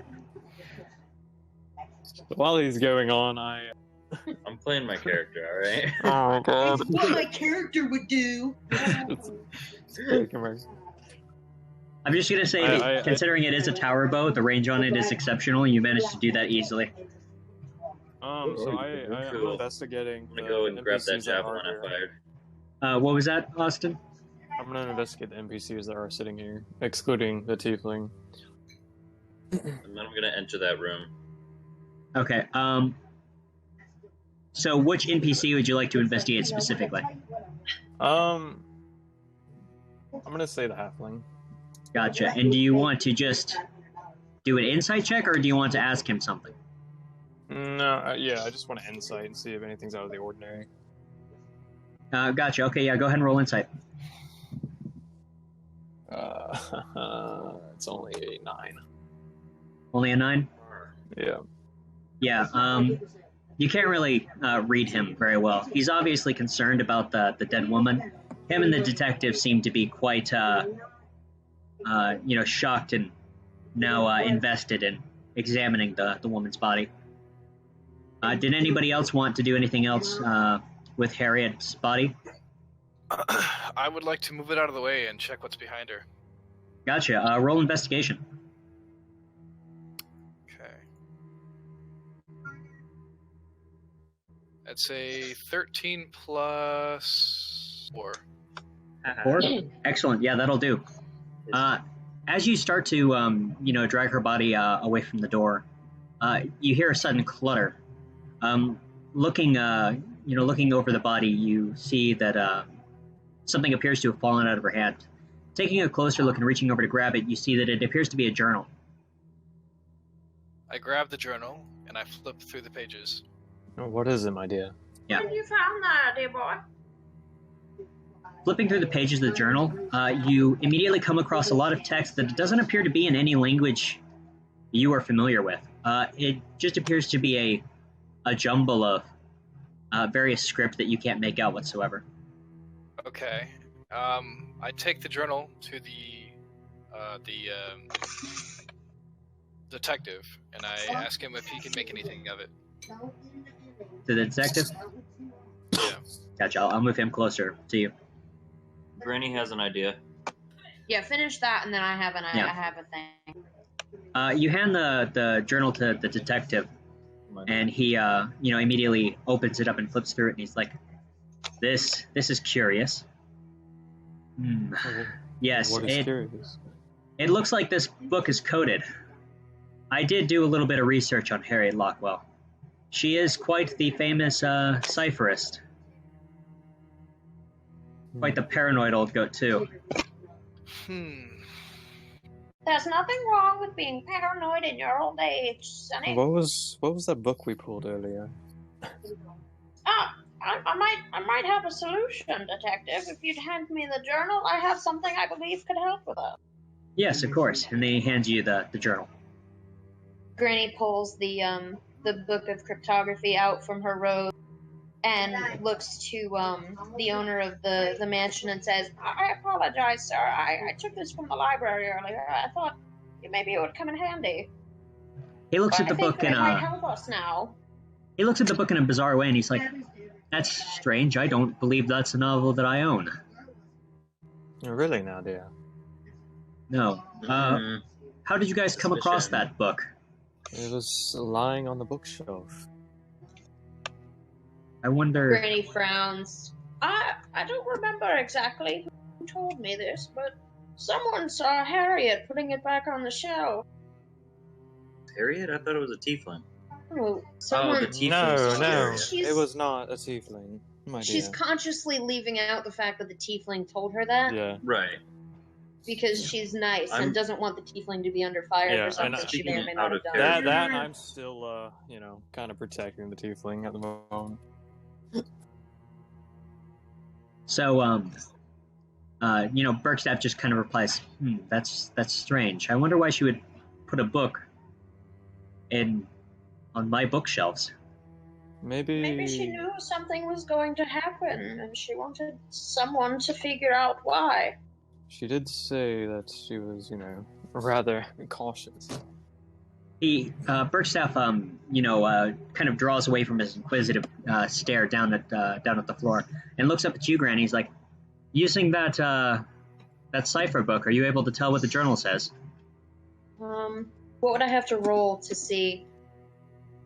Nothing. You are able to read the journal, flipping through it. Okay. Yeah, cross-examining the book of ciphers and the journal, you're able to make out that it is a book of various notes that she's made on everybody coming to the mansion. She appears to have looked into the background of every attendee to jot down and note various key traits and secrets about them. Using this... using this book, you can ask about any person within the manor and attain some information about them. I'd like to know about the owner. Gotcha. Do you want me to give you that information publicly, or do you want me to whisper it to you? Publicly. All right, excellent. The only entry in there on Lord Burkstaff is the cipher. After you decrypt the paragraph, it reads just a small line of text that says, "Lies about his age." Why is it what? Lies about his age. Oh my god.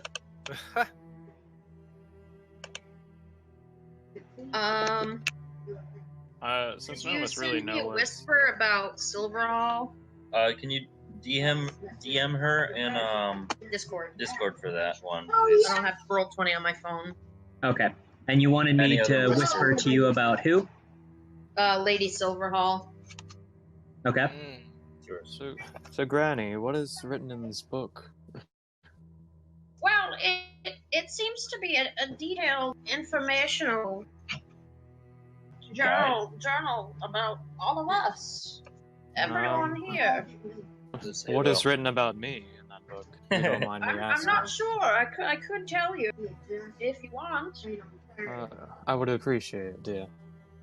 Alright, I'd like to whisper what's written in there. All right. Well, like, you could say it publicly, but I'd like it to just be whispered to Austin's character. So like.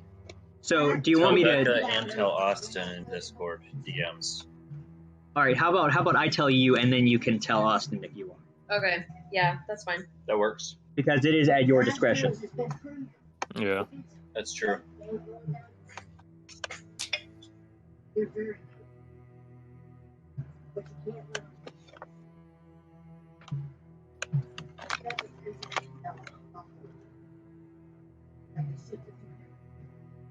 Tony, I have a question. Yeah. How did you rotate your character like that? His character was sideways for a second. Oh yeah. I clicked on it. It's like a little thing on top of it. I cannot hear anything. Yeah, he is absolutely horrible to hear. I am sorry. All right, so I click on your character, Yeah. and then there's a little blue line. Oh, the little there's blue. Yeah, the elongated node. Yeah, Yeah. click and drag that. Yeah, just click and drag. And if you hold Alt, you can do it in all sorts of bizarre angles. Okay, I'm not following at all. When you tap on your character and you get the blue box that surrounds your character before you move, Oh, that's cool. the box that shows up right under the green circle, there's Yeah, a little I see it. the tag. Grab the little square there and drag it in a circle. Oh. Yeah. I'm not able to hear you at all if you're asking me to enter those rooms, Brian. I set it silently by typing it out for whenever the actual important stuff happened. No, you could just whisper it to me rather than typing it on the map. Because if it's on the map, I actually have to look over there to see it. That's fair. Well, yeah, I do want to enter this room. Okay. Yeah, I'll allow you to do that real quick. And feel free to delete a thing that I wrote. Of course. And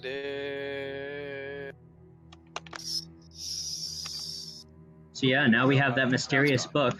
and the Was there any journal. more? Was there any other entries you wanted to look into, Granny? I'd like to know if there's anything on my character. I'd like to do the same and whisper it to you. Yeah, please. Okay. And the detectives. Granny knows all our secrets. She's wise beyond her years. Indeed so. You know, not any damaged, or she's not damaged because of her teacher, which is good. Also, I'm gonna try to eat your leg. Exactly. I'm gonna go through the bedrooms one by one, just see if we can find the other missing person. Gotcha. Oh, I will yeah. let you know. It will take me longer to get to you, just because everybody's currently in the room with Harriet Lockwell. It's all good. Yeah. As much time as you need. All that. Yeah, I'm just gonna go like by the mass group of people, because I think we have most of our players over there right now, don't we? Yeah, all but the Rock, I believe. Okay. Hey, I have a name. Did anybody else want to inquire about the journal? It's Rocky. Super easy to remember because you think the Rock and then you add Y. Hey, Nico, I would like to inquire about the journal. Okay. That was supposed to sound Should I do the same thing? Should I secretly message it to you, and then you can tell Tony if you want? Yes.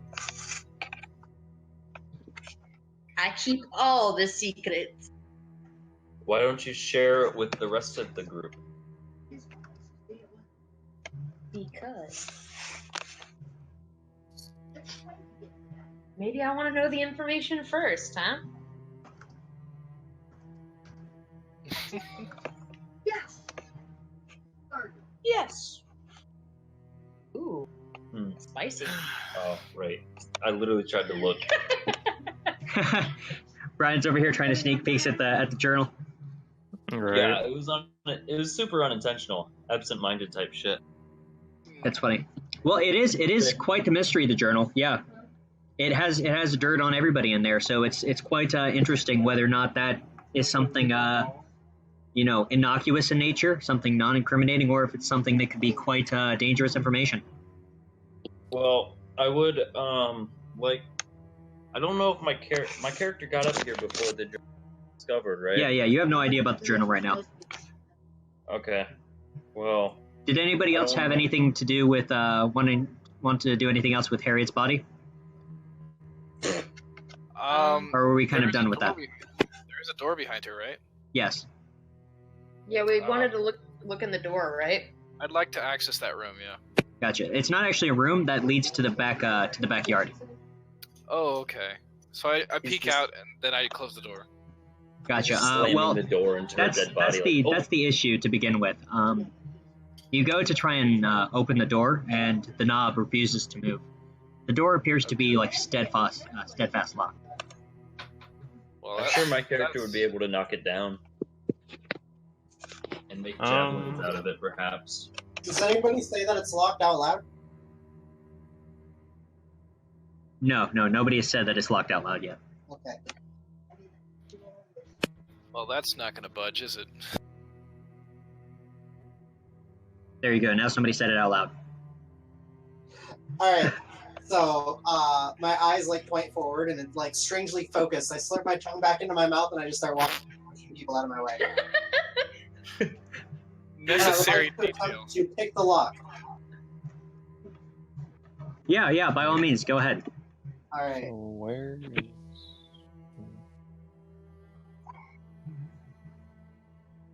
Damn, that is really nice. It actually makes it hurt for me to tell you that the lock is somehow enchanted. Ah, damn. Break it down. Yeah. Now I'm gonna try and ram my cow head into it. Yeah. by all means. Do it. I have a thing for this. Hang on a sec. Let me.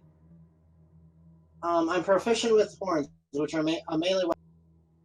So, d20 plus proficiency and then strength.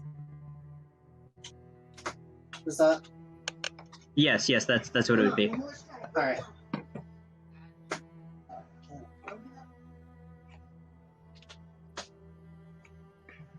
Nice. Ooh. That is nice. 20. You're gonna crit and break your neck. The thing's enchanted. Well, like I said, it's hard for me to argue when it's a natural 20. The nat 20 could just mean that he doesn't break his neck. Yeah, it really does. It really does push my divine force. Rearing back and ramming into the door with full force, you completely knock the door off its hinges. Unfortunately, that doesn't really yield very far. The moment the door comes off the hinges and shoots back, it only manages to budge about 3 inches before it's immediately stopped. Looking past the edges of the door, you see a thick briar of vines crept up over it. Whoa. This gives you the impression that somebody is desperately trying to keep you within the house. So no escape. I'm still trying to go in the bedrooms. I want to say something, but I have nothing to comment on because my character is completely oblivious to all of this. Gotcha. I'm tired of smelling the rotting corpse, and I follow the Rockman upstairs. Gotcha. I start heading upstairs. I also like to follow. Okay.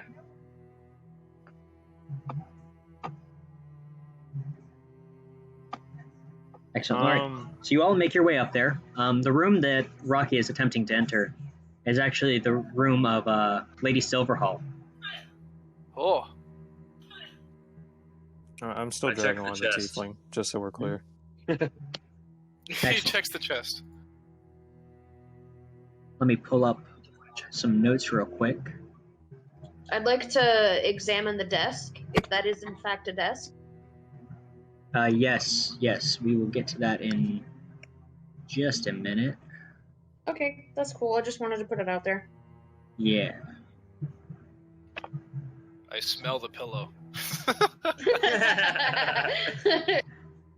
That's creepy.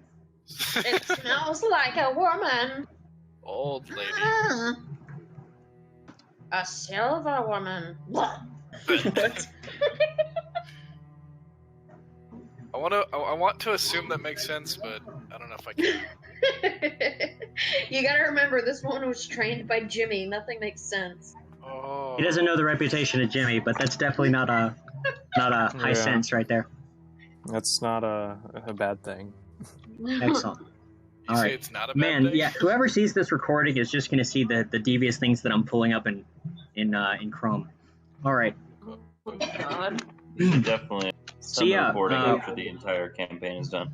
So yeah, Rocky. Gotcha. I will definitely open it up to you for the next room in just a moment. I'm going to allow them to finish going through this room first. So first action was Brian checking the chest. Yes, it was. So checking the chest, you open it up, and immediately you can tell that everything in there seems to be a little bit disheveled. Well, what's in there?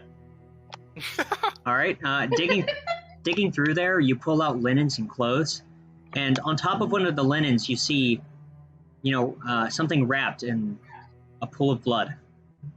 Oh. What? I'm definitely going to check out the thing that's wrapped in a pool of blood. Of course, yeah. Wrapping away the linens, you see a carving knife stained with blood. Oh, that's suspicious. Is that what I think it is? Oh, it's not looking too good for Lady Silverhall, I'm afraid.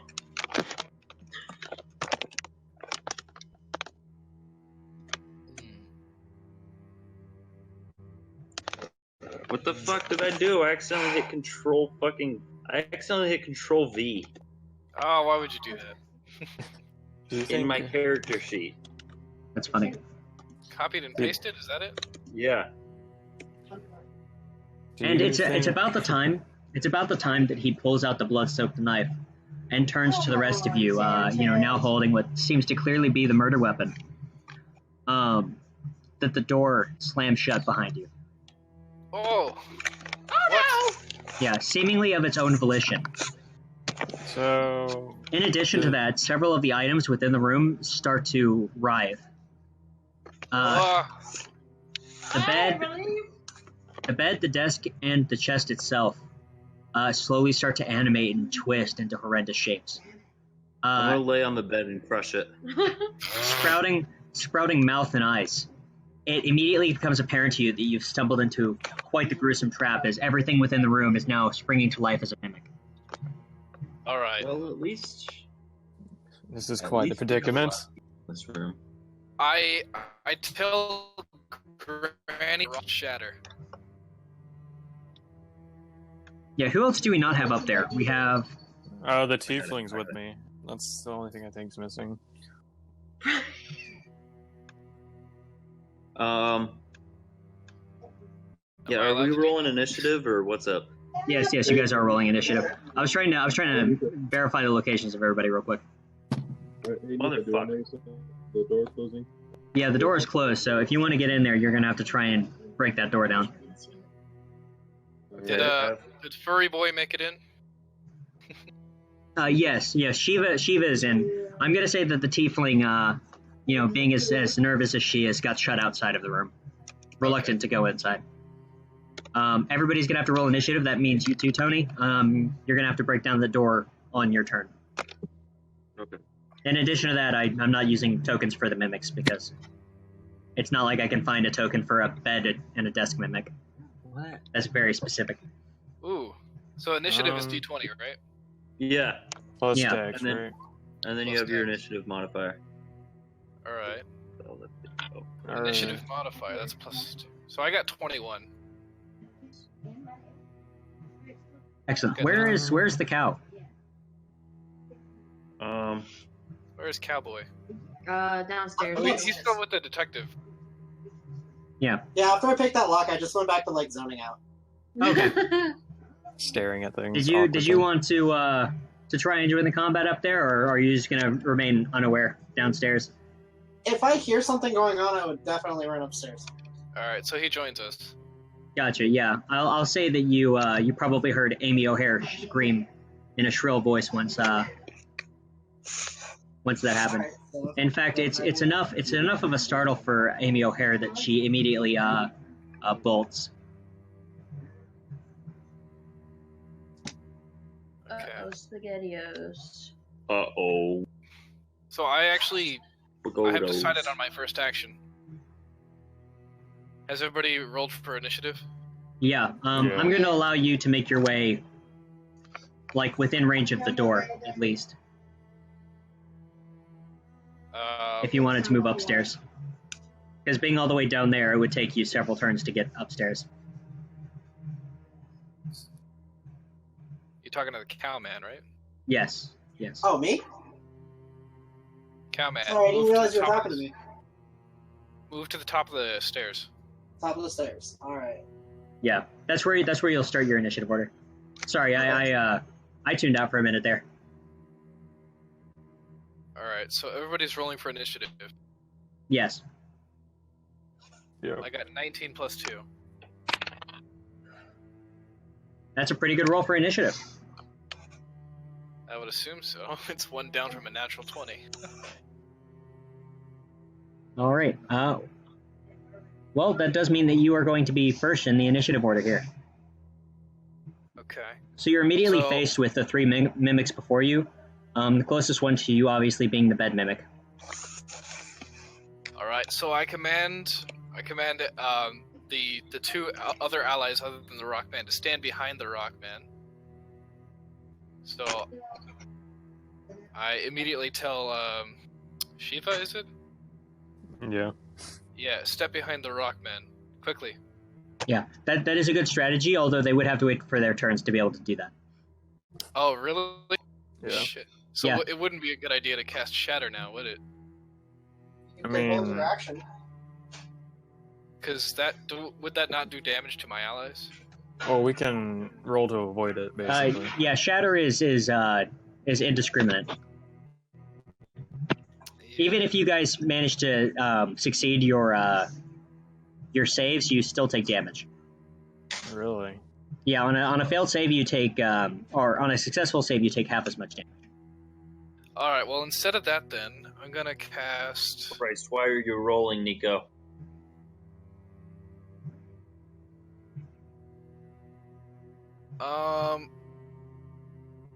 On average, how large is a mage hand?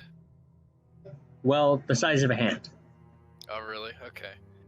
Then I'll go ahead and cast invisibility, and I will quickly move to this corner with invisibility.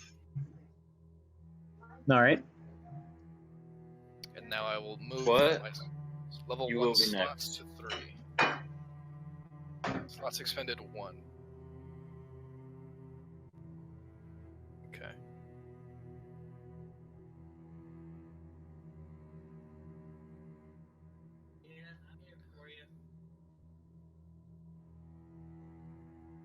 All right, and I do want to remind you that the invisibility spell does end whenever you make another attack action. Gotcha. So you were hidden now. That means that next is going to be between Galdar and Granny. Up to you guys to decide who goes first. Goldar can go first. Okay. So I've got 30. I'm gonna go to here.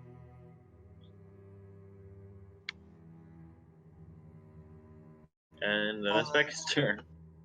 And then I'm gonna bonus action dash.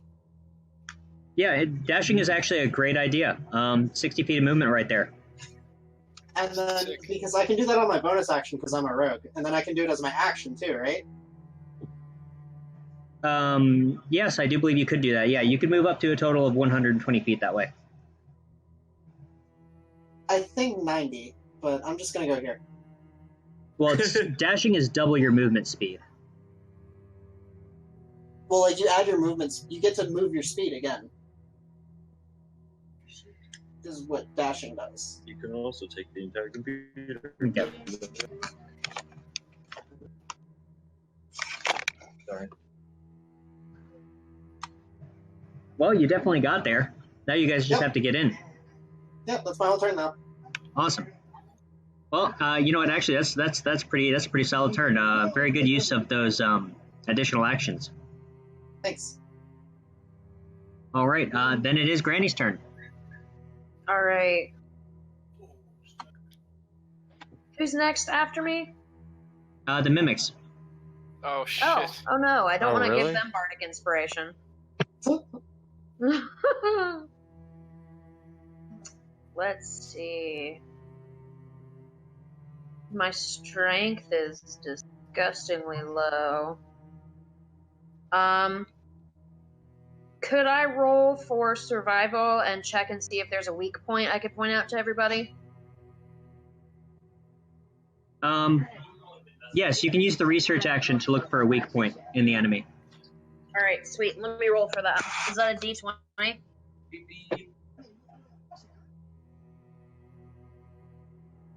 That's a D20, right? Yes. Okay, cool. Alright, I rolled an 8, and my survival is 6. How do you have +6 to survive? Gotcha. I will let you pick. I'll let you pick one of the mimics to discern a weakness from. How many mimics are there? There's 3 mimics. There's a desk mimic, a bed mimic, and a chest mimic. Oh, okay. Which one's the largest, do you think? The bed mimic is the largest. Okay, I'd like to look at the bed mimic since it is the largest and most dangerous at this point. Yes. Looking at it, using your key knowledge of the types of materials it's decided to shape itself into, the top of it is plush, meaning that it will most likely be weak to slashing damage. Okay. Can I tell everyone in the room that? Of course. Alright. It's weak to slashing damage. That was me, but it's my best attempt at Granny's voice. Quality. It was quite admirable. Thank you. Badmirable? Did he say badmirable? I said admirable. Okay. Badmirable. Well, then I'd like to wait. My turn is probably last, so never mind. Yeah, the mimics are next.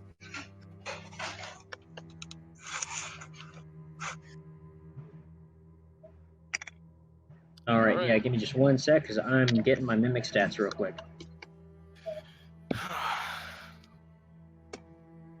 What did Shiva? Is it? Yeah, it's What did you roll for initiative? it's 13 plus 3, so Okay. Yeah, the mimics just ended up running high. Yeah, I would say. That happens sometimes.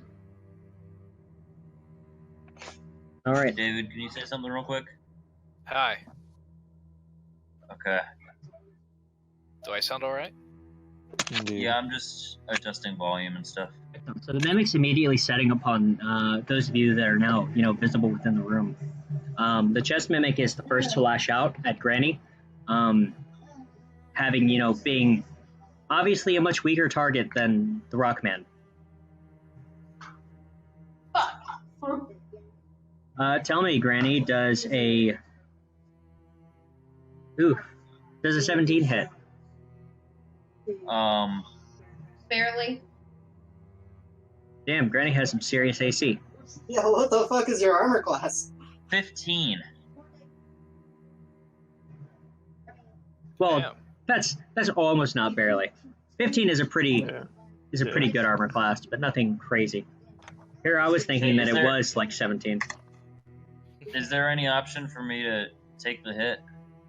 To take the hit? No, because you didn't have a turn to prepare Okay, an action. cool. Yeah, Granny gets bit for an awful 12 damage. Oh! Alright, 44 minus 12 would be 32? Yeah, and not only that, the mimic doesn't only sink its teeth in, but it grapples onto Granny, refusing to let go. Okay. Yeah. Next is the bed mimic. It lashes out with a 20 for our little pirate friend, which is definitely a hit. Yeah. Pirate friend? Oh yeah, I probably should specify. I do have a pirate costume on, basically. Oh, okay.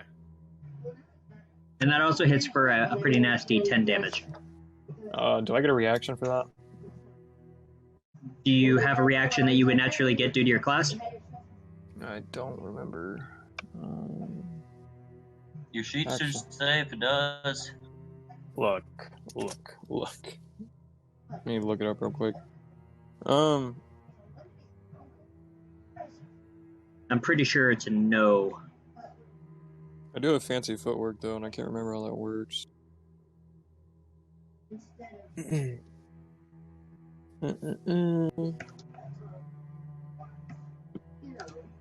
Fancy footwork 5e, let's see.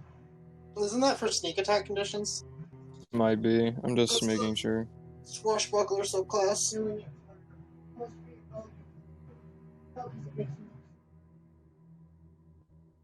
Yeah, during your turn when you make a melee attack against a creature, Yeah, you can retreat after.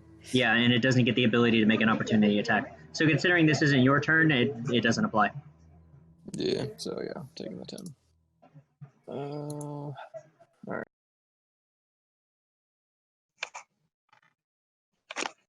And then the desk mimic lashes out at the only other still visible target, Rocky, but it is unable to hurt his armored rocky surface.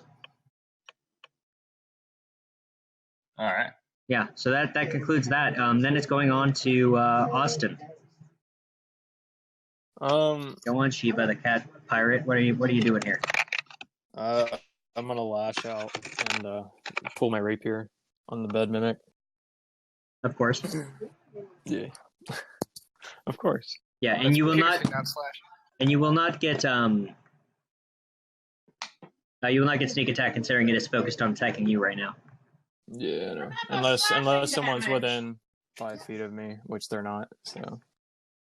Well, you could always move first. Yeah. And then attack, so that somebody is within 5 feet of you.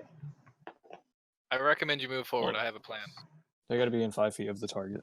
Doesn't Swashbuckler have a thing for that though? What? Sneak attacking. Yeah, because Swashbuckler is a rogue subclass, so it gets the sneak attack ability.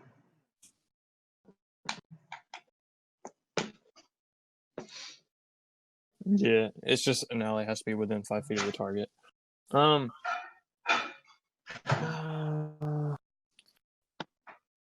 gonna. No, because it's not this thing. If you want to, you can ready your action if you would like to wait for something else to occur on the battlefield.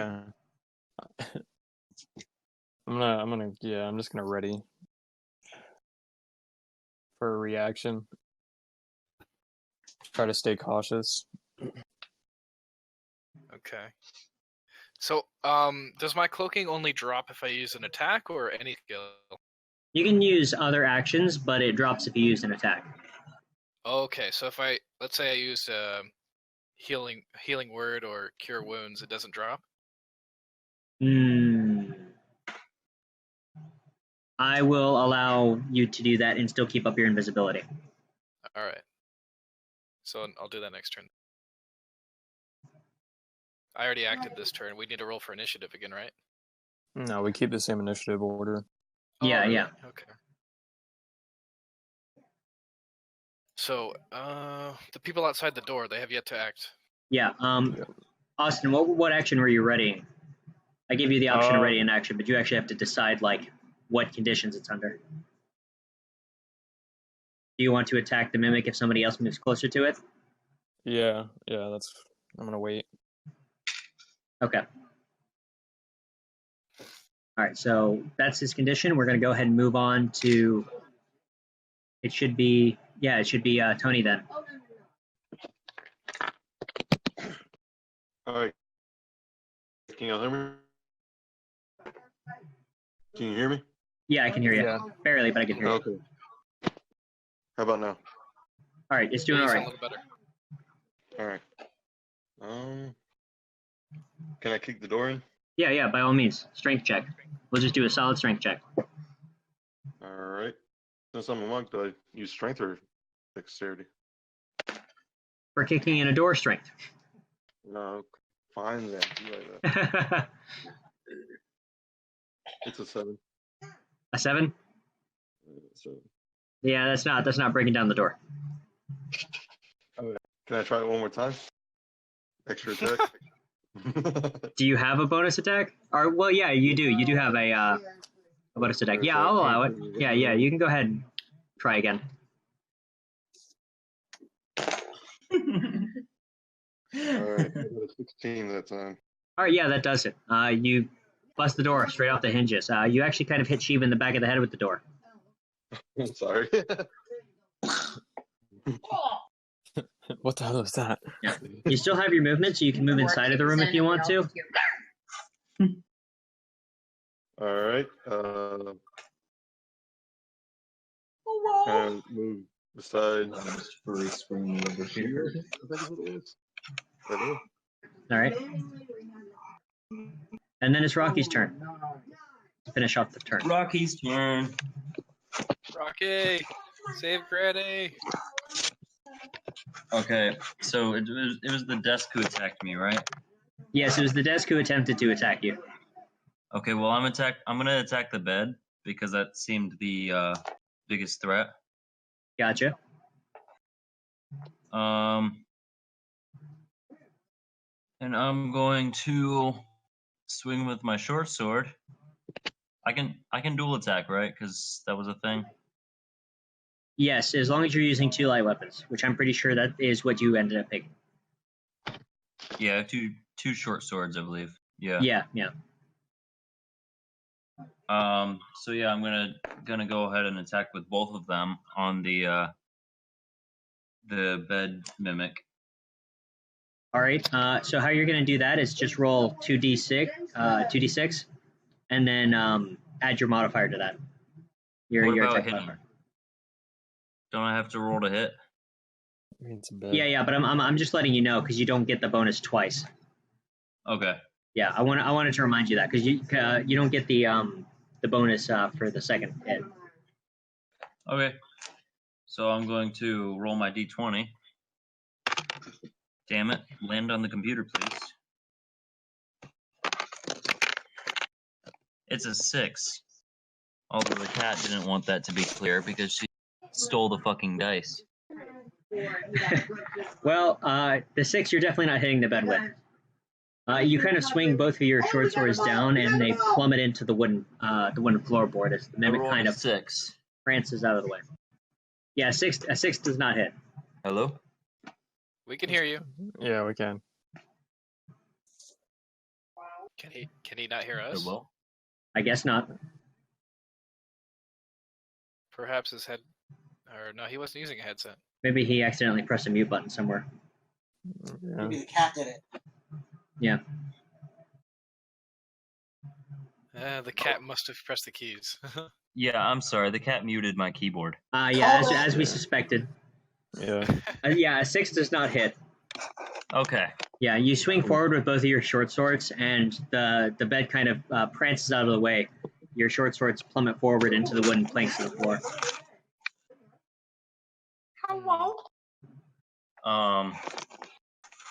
Alrighty, then I missed. Yep, and you don't have a multi-attack, do you? I don't remember because a lot of my shit was not saved in my fucking character sheet. Right, okay. Then we'll just move on. It goes back up to the top of the order. What about the Minotaur? Or wait, no, that was after. Yeah. Yeah, he got a move. Yeah. All right, so I believe I'm at the top. Yes, you are. All right. So I choose to move closer to where Granny is being ravaged by the chest mimic. Well, that sounds like she's enjoying it. Right? I don't like that. Right? Granny's getting a little action for once. It sounded like it latched onto her arm, though. Yeah, and I'm wondering if inanimate objects like the bed, the chest, and the desk can actually be put to sleep. Yes, you could try and put the mimics to sleep. Okay, I'm gonna cast sleep on the chest mimic. Gotcha. Do you have it listed how to perform that spell?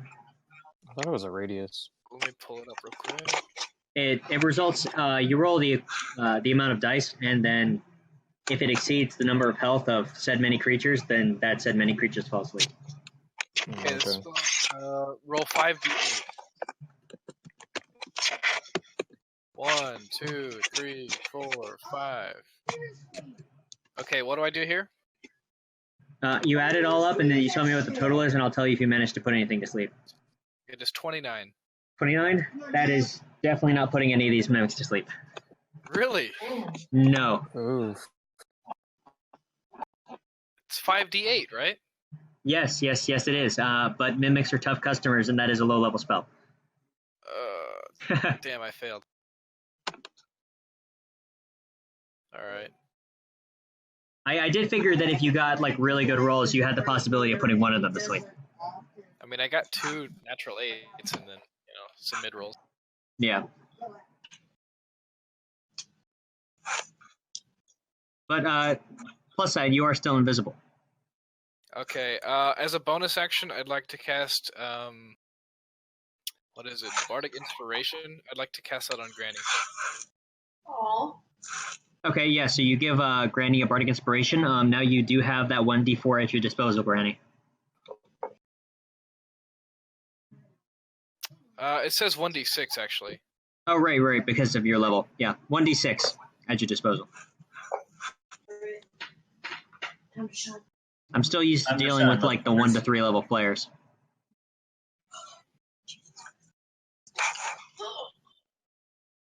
So she can add a 1d6 to any action, right? Yes, more or less. So if she wants to add that to her attack, by all means she can do that. If she wants to save it up for something else, then that is, at her disposal. And speaking of which, it does go back down. We'll continue on with the same order we had last time. So, Galdar, you now have the opportunity to rush in and aid everyone.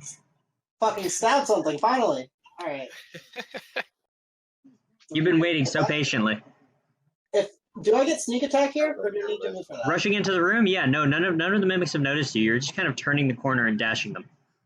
Alright, cool. So I'm going to draw my rapier and stab it. Stab the bed? Does the 14 hit? A A 14? Yes, a 14 does hit. Alright, cool. So that's 6 damage, and then my sneak attack damage, another 13. And then I will bonus action disengage to this corner of the room, and that's my turn. Wait, before Excellent. he like moves away, do I get my reaction? Since he was close to the bed. Yeah, somebody did just rush in and attack, so you do have the opportunity to go ahead and take your action, your stored action. Yeah. So roll to hit. Yeah, by all means. 19. 19, yeah, 19 definitely hits. And since he was next to the bed, I should get a sneak attack before he runs off. So, Yeah, you would have gotten sneak attack. So it's a 6, and what's the sneak attack? Sneak attack is an additional 1d6. Okay, got you. Well, I mean, if you're a level 5 rogue, wouldn't that be 3d6 now? I don't think it goes up by that much. That's what mine's at. I'll check real quick. What was it? Yeah, I'm checking real quick.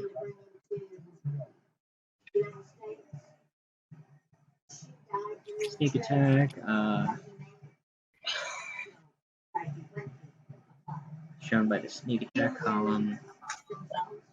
Oh yeah, no, it is 3d6. Alright, so I roll it 3 times. Got you. Yep. Alright, so let me do some math here. It's a total of it's 6, 12, 13. So it's 21. 21. That is a brutal strike to the mimic.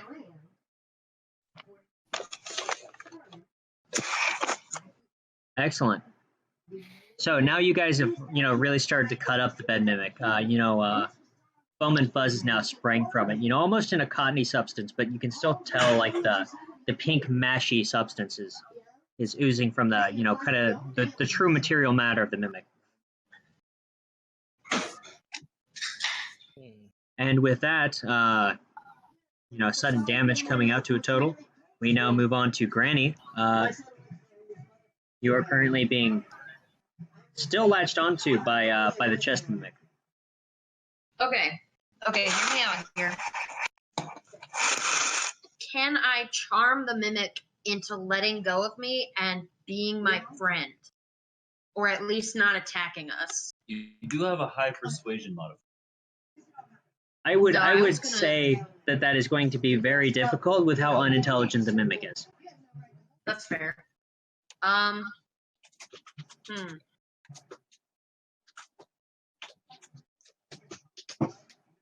Is someone making kissing noises? Typing.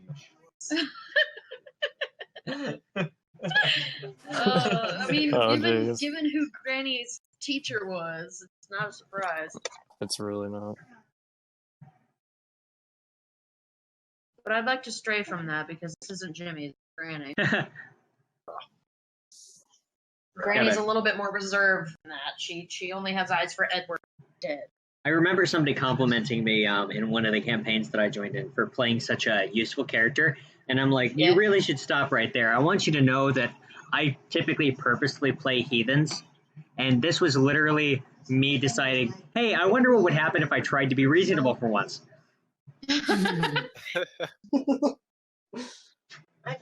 Perhaps I'll have the opposite someday. Yeah, that was the real roleplay right there. Or either me pretending to be sane. Because here this little would calm emotions work on the mimic, or would that still be hard? Calm emotions doesn't really have that utility. Calm emotions is used to calm somebody's emotional state. Calming its emotional state is not going to stop the mimic from being hungry. That's fair. I'm trying to figure out a way to do it that Granny would do it, because she doesn't like to... It's what my character is. Fuck off. You said the same thing to me. Don't forget, I gave you the extra 1d6 to add to any action. Alright, If you wanted to, you could disengage to get some distance between you, but you would lose your attack action as a result. Could I possibly intimidate it into letting go of me? Sure. Yeah, that's an option. Mimic isn't Alright. smart enough to understand friendship, but I'm sure it's smart enough to understand scariness. Alright, so I'm going to roll for intimidation to try and scare this mimic off of my leg. Come on. Alright, I rolled a 14 plus 11, so 25. Jesus. Granny turns into a JoJo character. Yeah, that was exactly the image in my fucking mind. So she didn't use the bonus action, right? Or she didn't use my Bardic Inspiration. You're No. approaching me. yeah, no. Granny just looks down at the mimic with absolute rage in her eyes and flashes her dagger and says, "Do you really want to be me, chest? Chest." Somebody dropped from the call just now? I don't know. I heard a sound effect of somebody dropping. Let's see. Oh, it was the bot. It was the bot. Oh yeah. It's There's a paused. rhythm. Oh yeah, I was about to. Well, no, it's just that the soundtrack finished. Oh, okay. Yeah. Did you get a battle theme for the mimics? Dun dun dun dun. No, I wasn't. It's just that I can only play a soundtrack that's so long, and we've been playing for more than 2 hours. Really? Wow. Yeah. Yeah, we've been playing for what, like 2 hours 30 minutes. Yeah, almost Wow. 2.5 hours. It's really felt like half an hour. Right? Well, that's how you know you're having fun. There we go. We got that more of that Spooky's back. spooky I'm cello glad music. you didn't play like the JoJo theme. Play, Oh my god. play Pokemon Platinum. Da, da, da, da. Play Pokemon Platinum battle theme, Cynthia. Yeah, You've encountered Bedmon. it's a Spiritomb. Granny turning around with the most intimidating look you could possibly imagine, probably a JoJo reference. The mimic immediately jumps off and goes to cower underneath the desk mimic. It's like, brother, Yeah. protect me. Yeah, she's no longer netted. So Oh you yeah, drop I that can status. remove that off of her. Drop that status. Hey, you're free, Granny. Excellent. Yeah, I am. Take shelter by me. And now it's back to you, Austin. Is it? I thought the mimics go first. Yes, they do. Yeah, thank you for reminding me because I didn't actually have their initiative written down in the same place. I mean, I'm not happy about it, but That would have been a serious whoopsie. Although then again, I probably would have remembered it and been like, oh, well, I'm just going to have the mimics go now. All right. So the bed mimic now lashes out at the, next closest person to it. It's really trying to give you a beating, Rocky. It lashes out at you with a brutal 21 to hit. Well, that hits. Yes, it does. You hear the crashing of wood against rock. how does this work? Boom. Ooh, shiny ruby shatters. Or little Jeez. gems. I want to pick up the fragments of And gems that just fell on the ground. The bed leaps forward towards you, mouth wide and gaping, tries to sink its teeth into you. Although considering your stony exterior, it has trouble actually biting into you, but the force of it jumping at you slams you into the back wall, dealing an absolutely brutal 15 damage. Oh, Ooh. Damn. Rocky! I'm at 31 HP then. Yeah, that was the max. That was almost max damage right there. Alright, then he should be safe, right? That was nasty. Yeah, Alright. brutal. Who's up next? Yeah. Now it's the other two mimics. Isn't the chest mimic kind of prone right now, though? In fear? Of Granny, that's not going to stop it from attacking the rest of you. No. Yeah. Which is immediately going to lead me to, I'm going to move on with the Death Mimic. The Death Mimic jumps forward, trying to attack one of the people that it processes as being more of a threat. It is going after our Minotaur friend there. Oh shit. Yeah. Cowface, guard yourself. There's a 13 hit. No! My armor Alright. class is 14. Excellent. You manage to slide out of the way, and the desk slams into the wall behind you. The chest leaps forward and attempts to attack Tony's character, the drow, whose name I still don't know. Crow. What was it? Crow. Crow? Kuro. Kuro. Crow. Okay. Black. Okay. Excellent. All right, attempts to attack our drow friend. A drow named Dro. And that is a 12, so I'm assuming that probably doesn't hit. No. All right, excellent. You guys are getting lucky with those hit rolls. No. So yeah, maybe due to the shuddering before, the mimic isn't able to concrete its aim and misses you. Moving on, now it is down to Shiva. So I'm gonna rush over to Rocky and stab the bed mimic with the rapier. Excellent. And since Rocky's next to the bed, I also get sneak. Of course, yeah. Well, and it's also not targeting you, so you get sneak. Oh yeah, true. But it is. Do I add anything to hit? Yes. You're using a dex-based weapon. It's your dex modifier to hit. Okay, so it's a 14. Is that hit? A 14, yes, a 14 hits. Okay, just making sure. Easy to hit, let's lots see. of health. Yeah, I've noticed. It's 10. One more. So it does 12 damage. 12 damage? Yep. All right, excellent. Piercing through the soft flesh of the bed mimic, you've now finally been able to deal a fatal blow. Yes. The entire substance of the bed writhes and curls around in an unnatural way before it all kind of dissolves and slumps down into what appears to have been the more natural form of a mimic, just a pile of inanimate goo. Is there any wood left? It's all kind of dissolved into like a pasty meat. First rats and now javelins. Yeah. He's really a scavenger, isn't he? Right? I guess Rocky's just thrifty. Hey, Rocky needs ammunition for his gigantic bow. But I feel like we're probably gonna need later on. In these halls? Fuck Yeah, I'm it. just like, revenge is, best. Revenge is best served with a javelin through the throat. Well, it was my rapier, but I was able to pull off a 95-foot shot, so true. How many With ease. hallways do you have like that? Like 2? I did choose like the only hallway that was big enough. Right. Well, the biggest one, right? Pretty much. All right. Yeah, and I'm surprised you haven't tried to use that tower bow yet. We've only had close combat encounters, really. Yeah. This is our first encounter. What are you talking about? All right. Exactly. So moving down from that, I'm gonna move Kuro. out here and then fire.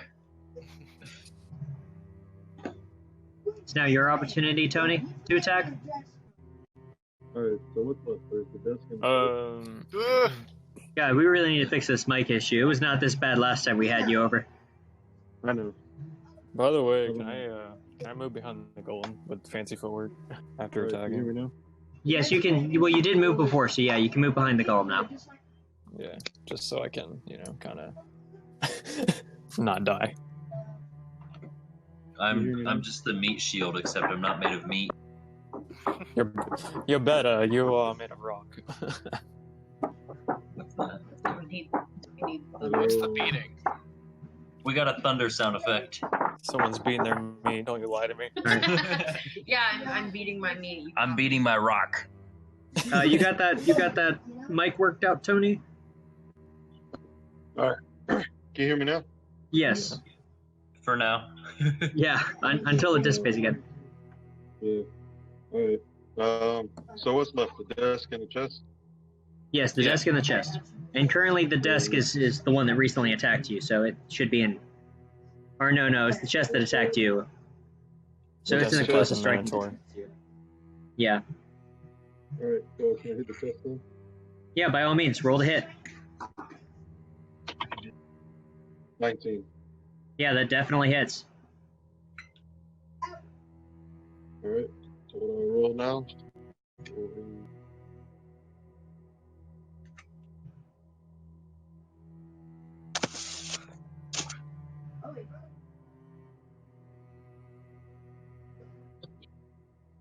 Hello? Yes, what was... You might just have to start writing it in the chat so I can catch it. Alright, so what do I roll? For damage. He's asking what he rolls for damage. Whatever weapon you're choosing. It should be listed on your character sheet. My fist. Unarmed. Basically. Unarmed? He's using... So the monk unarmed should be... 1d4. Yeah, it should be 1d4. Times 2, right? No, Should just be. 1d4? Well, because he has multiple attacks. Okay. So shouldn't he just do a 2d4? Well, yeah, but he gets the bonus for both of them. So the idea is that you do it separately, and then you get to add the bonuses. Because there are two Gotcha. separate attacks.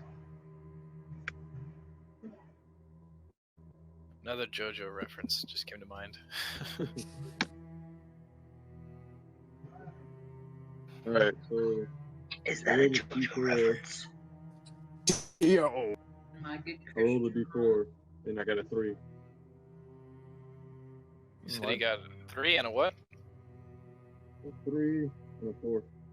3 and a 4. All right, and what's your attack modifier for that? It's gonna be 4 because I'm going with Dex. Okay, so that's 4. 8 and 7. Yep. Excellent. All right, so you immediately just start unleashing punches onto this chest mimic, actually pummeling it quite a good deal. You know, some of the matter that appeared to be wood starts to splinter, and some of the parts that appeared to be the metal bandings on the chest, splinter and shatter apart. Not dead, but severely wounded. I make a quick scoff and I say, no more javelins. Right. Let's not pick this one up. Right, Excellent. So what else can I do? I can do a bonus action, okay? Well, that second attack was your bonus action attack. So that means that it would now be Rocky's turn again. Okay. Is that a burp? Yes. Wow. That was Sound a demonic. very strange homunculus noise. He came out of like 4 different mics. Right? It's surrounding me. It's a secret technique. It's a So that chest mimic is still alive, yes? Yes, the chest mimic is currently the one that is the most injured. Okay. Well, I'd like to take the desk mimic then, and try to pry as many pieces off it as I can. So he wants to tear at the table. Basically. He wants to rip it apart. Okay. I'll say do an unarmed attack then.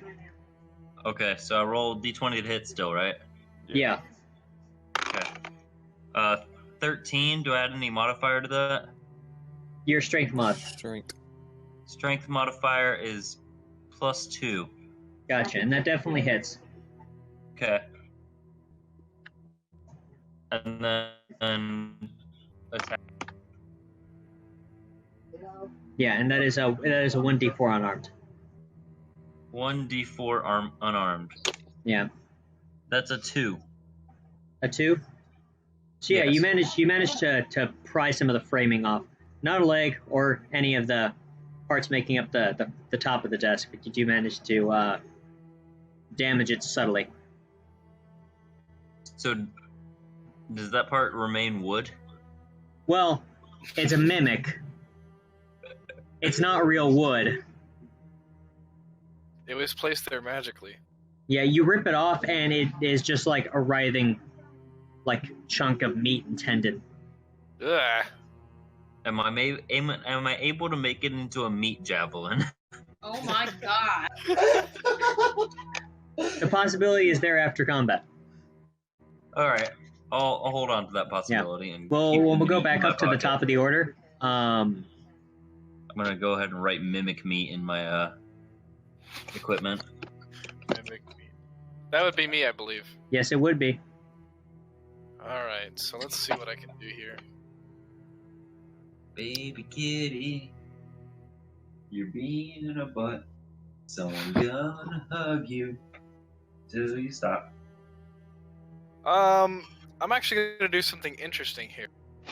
Okay. I'm gonna use plant growth and try to constrict the desk mimic down to the floor. Okay. Yeah, that sounds definitely like something I'll let you do. Okay, so Interesting use of plant growth, by the way. So I do like that. plant growth. That's 3rd level. Find it here. Instantaneous. Single action. Baby kitty. Alright, so I wrap. Kitty. Let's see. Baby kitty. Okay, goodbye. Ooh, that song, huh? So how do I cast this? Is it not a dice roll? It's a saving, is it? Well, no, it appears to just be an action. You just do. Although considering this is not how it normally works, I will say that I'll make you roll a straight intelligence check Okay. to determine your success.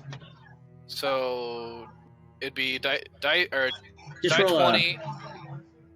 Yeah, you just roll a d20 Plus and then you my add your intelligence modifier. Okay, let's see. Intelligence modifier. It is a 1, so I got 18. 18? That's pretty good. Yeah, using the plant growth, vines suddenly spring out of the floorboards themselves and wrap around the mimic. Awesome. And which mimic Alright, was that? so- Was that the desk mimic or the chest mimic? That's the desk mimic since it has the most health. Gotcha, excellent. Alright, so I call out to my allies, and I say, take out the chest mimic, and then we'll focus the desk. You guys hear that?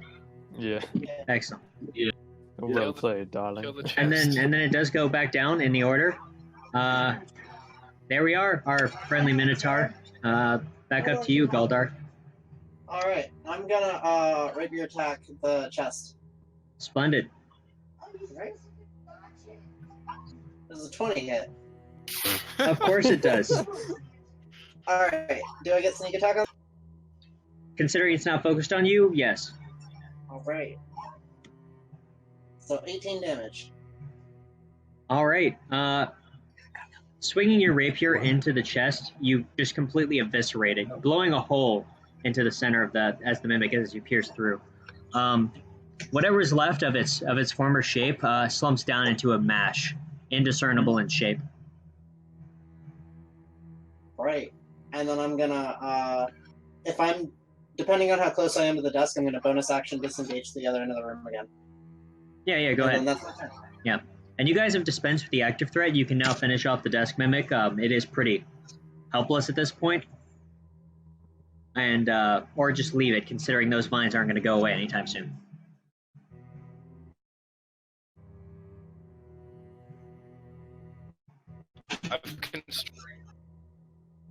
Yeah, I think there's no need to dull our swords with this one. Alright, so do we disengage then? Well, yeah, if you guys don't want to just execute the desk mimic, then that's the end of combat. I'm gonna choose to disengage. I'm gonna attempt to tear as many pieces off of the desk mimic as I can. Gotcha. So I guess everybody else is leaving combat, and we'll just leave Rocky there. Yeah. To slowly tear it apart. Yeah, to hit and do his unarmed attack. So just type those Hey, up. Rocky. Careful you don't pull the vines. That's fair. Thank you. I rolled a 16 to hit. Yeah, that definitely hits. And a 4 for damage. All right, you rip off an entire leg. Oh. All right. It's entirely meat, right? Yes. It's entirely a meat and tendon. So as the rest of you are kind of leaving combat, you've now discovered the entire room where Lady Silverhall reside was now inhabited solely by mimics. Do you think she set us a trap?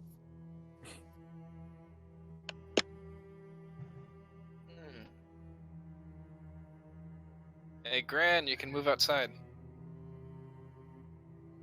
Oh, sorry. That's me. Did you step away? Yeah, she's using the restroom. Gotcha.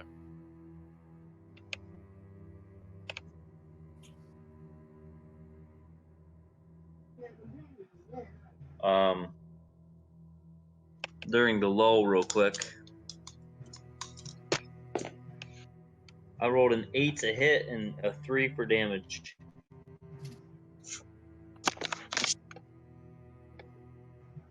You just continue ripping parts away from it. I don't really know what to tell you that's any different at this point. It's constrained. You can do damage unrestrained, yeah. Alright, so I'd let's say just he say I just ripped takes it the apart. table and pockets it. Basically. Just So give him a takes- number. Just give him a number of flesh parts and call it over. Yeah, might as well. How many flesh parts do I get? Give him 8 or 10. I mean, it's crafting. If you're gonna try and make javelins out of it, then just go ahead and do your survival roll. Alright, I'm gonna go ahead and do that survival.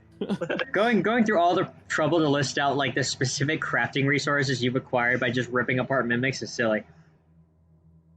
Dirty 19. Excellent. You managed to make 2 meat javelins. Hell yeah. Meat javelin. Times 2 meat javelin. I'm so perturbed by this. There has been I helped much with worse. this. I helped. Yeah, I've done much worse with an entirely different character. I've moved on to wandering to find the I'm gonna precious go ahead and darling. join. I'm gonna go ahead and join the crowd with my meat javelins ready. Gosh. I guess we should report this to Lockwood. Hey, Cow, you gonna dash?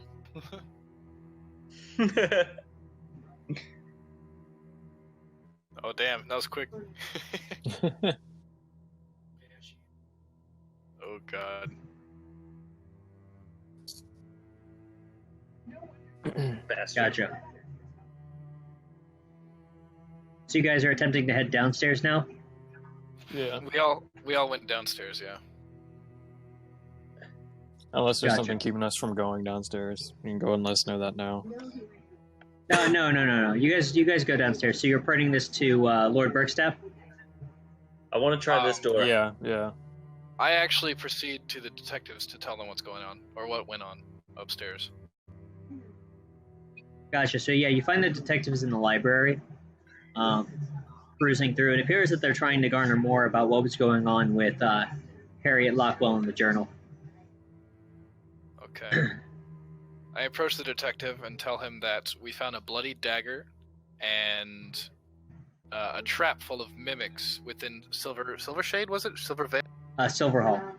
Silverhall's room. Her Yeah. room was booby-trapped and had a bloody dagger in the chest. Yeah. And looking at the evidence you've collected, he's like, that's definitely incriminating, but I wonder where she could have gone to. Okay, next. Yeah. And now we'll rotate around. It looks like several of you are going into the room where Burkstaff is. Oh, there's my precious darling. Yeah, you see Amy O'Hare hanging out with Burkstaff. She appears to be quite nervous, having now heard about Harriet being found dead in a more safe environment. And while I run up to her, also say, Mr. Lockwood, you may have a problem, it would seem. Oh? It would seem your room is maybe infested with traps now. Whatever do you mean? We found Lady Zohar's room with some conceivable evidence, but the more alarming thing was the room sprung to life. Sprung to life? I don't quite understand.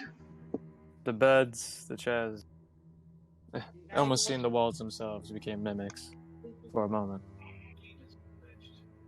That sounds quite dubious. I wonder how such a thing could have happened under my own roof. I have a suspicion there might be a traitor among you, but... Speaking of which, we're gonna pan over real quick to Rocky, who is attempting to open the door. Yes. Okay, excellent. Make a dexterity saving throw. A dex saving throw. Oh no, Rocky! Ah, god damn it. My dice went off the surface. Fuck. Okay, let me check my modifier for that. Okay, so total 9. Total 9? Yes. Alright. So suddenly, as you attempt to turn the handle of the door, briars burst forth from the door. Just a thick mess of magical growth. It entangles your arms, cutting you deeply, dealing you 5 damage. Okay. 31 minus 5 would be 26. Yeah, and that sudden explosion kind of alerts everybody in the near vicinity, because it did burst with considerable force. You all hear this explosion of wood from the distance, as well as probably the shout of Rocky. I dash out, and I notice that Rocky is crumbling. Can I cast on him? Yes, by all means. I'd like to cast Cure Wounds, laying a hand upon Rocky. Alright, what is that? That's a D8 for Cure Wound? That doesn't bode well. Yeah. Does it get any modifiers, or? I'll double check real quick. It might be int, perhaps?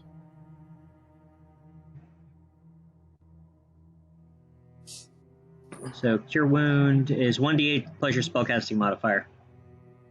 It's plus spellcasting modifier, and that is down here, right?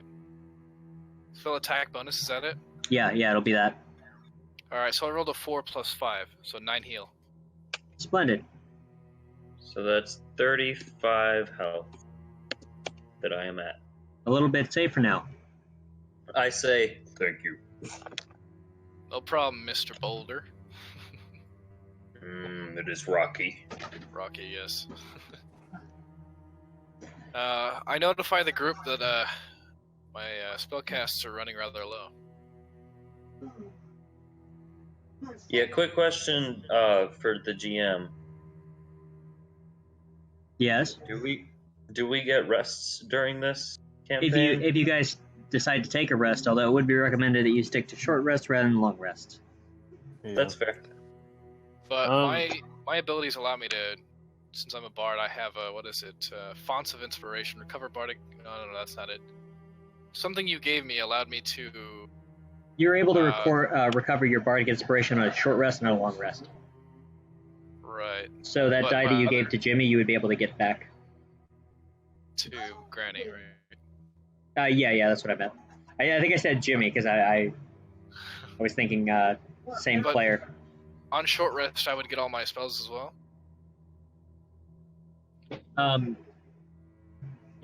We'll just say for this circumstance, yeah, you'll recover your spell slots. Okay. Just for the event of next combat. Then, might I recommend we gather in the dining hall so we can rest?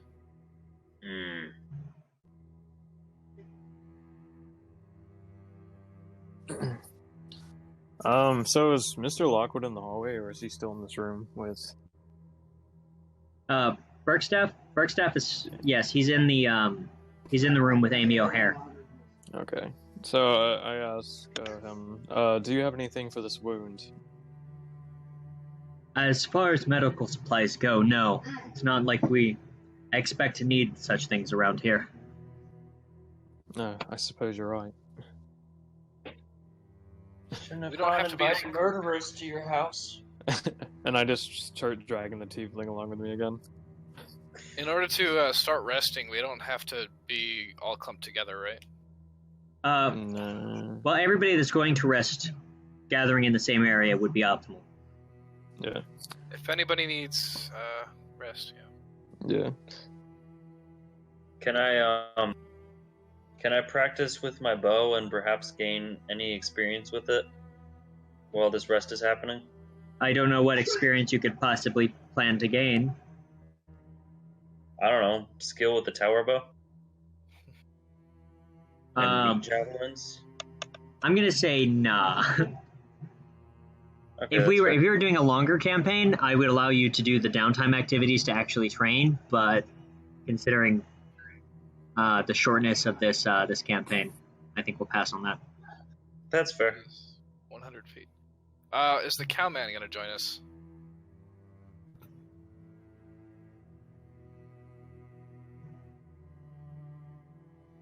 I spelled that wrong, didn't I? Initiate rest. No, I spelled it right, didn't I? Yeah. All right. So yeah, everybody can go ahead and take a short rest. Regain health according to your hit die. So if your hit die is 1d8, you roll that. If it's 1d10, you roll that. You regain that much health. In addition to that, go ahead and recover any spell slots you may have lost.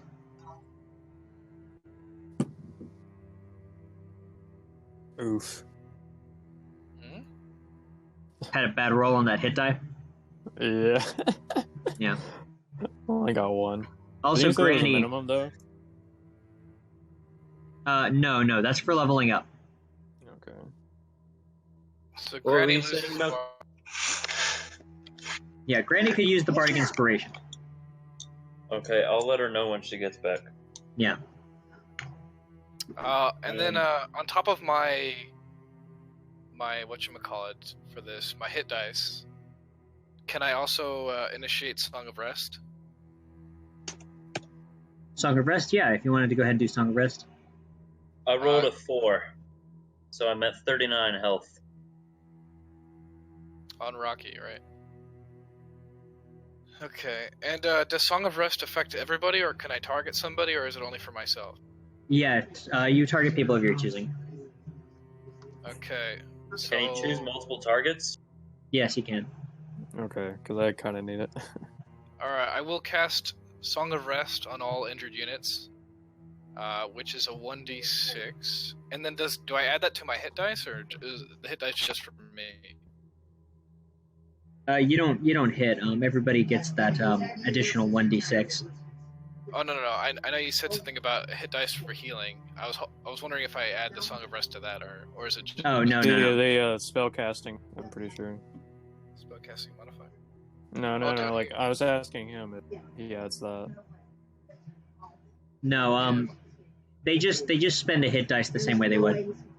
Okay, so we're just rolling a d6 basically. Yeah, you all roll a d6 and then you gain that much additional health.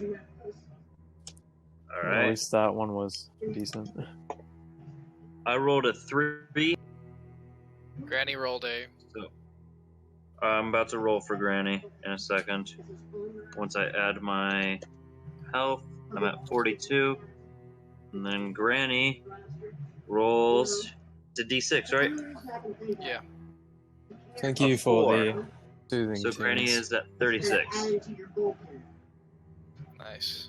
Thank you, Music Man. The name's Zelly. Thank you, Zelly.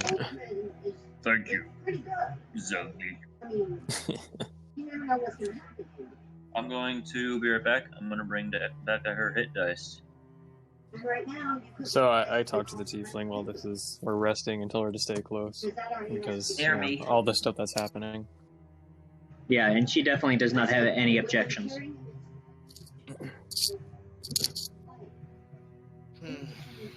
All right, I take out my harp and play a melodic. Excellent. Is it like the Grim one that's playing right now, or is it something a little more All right. soothing? I said melodic.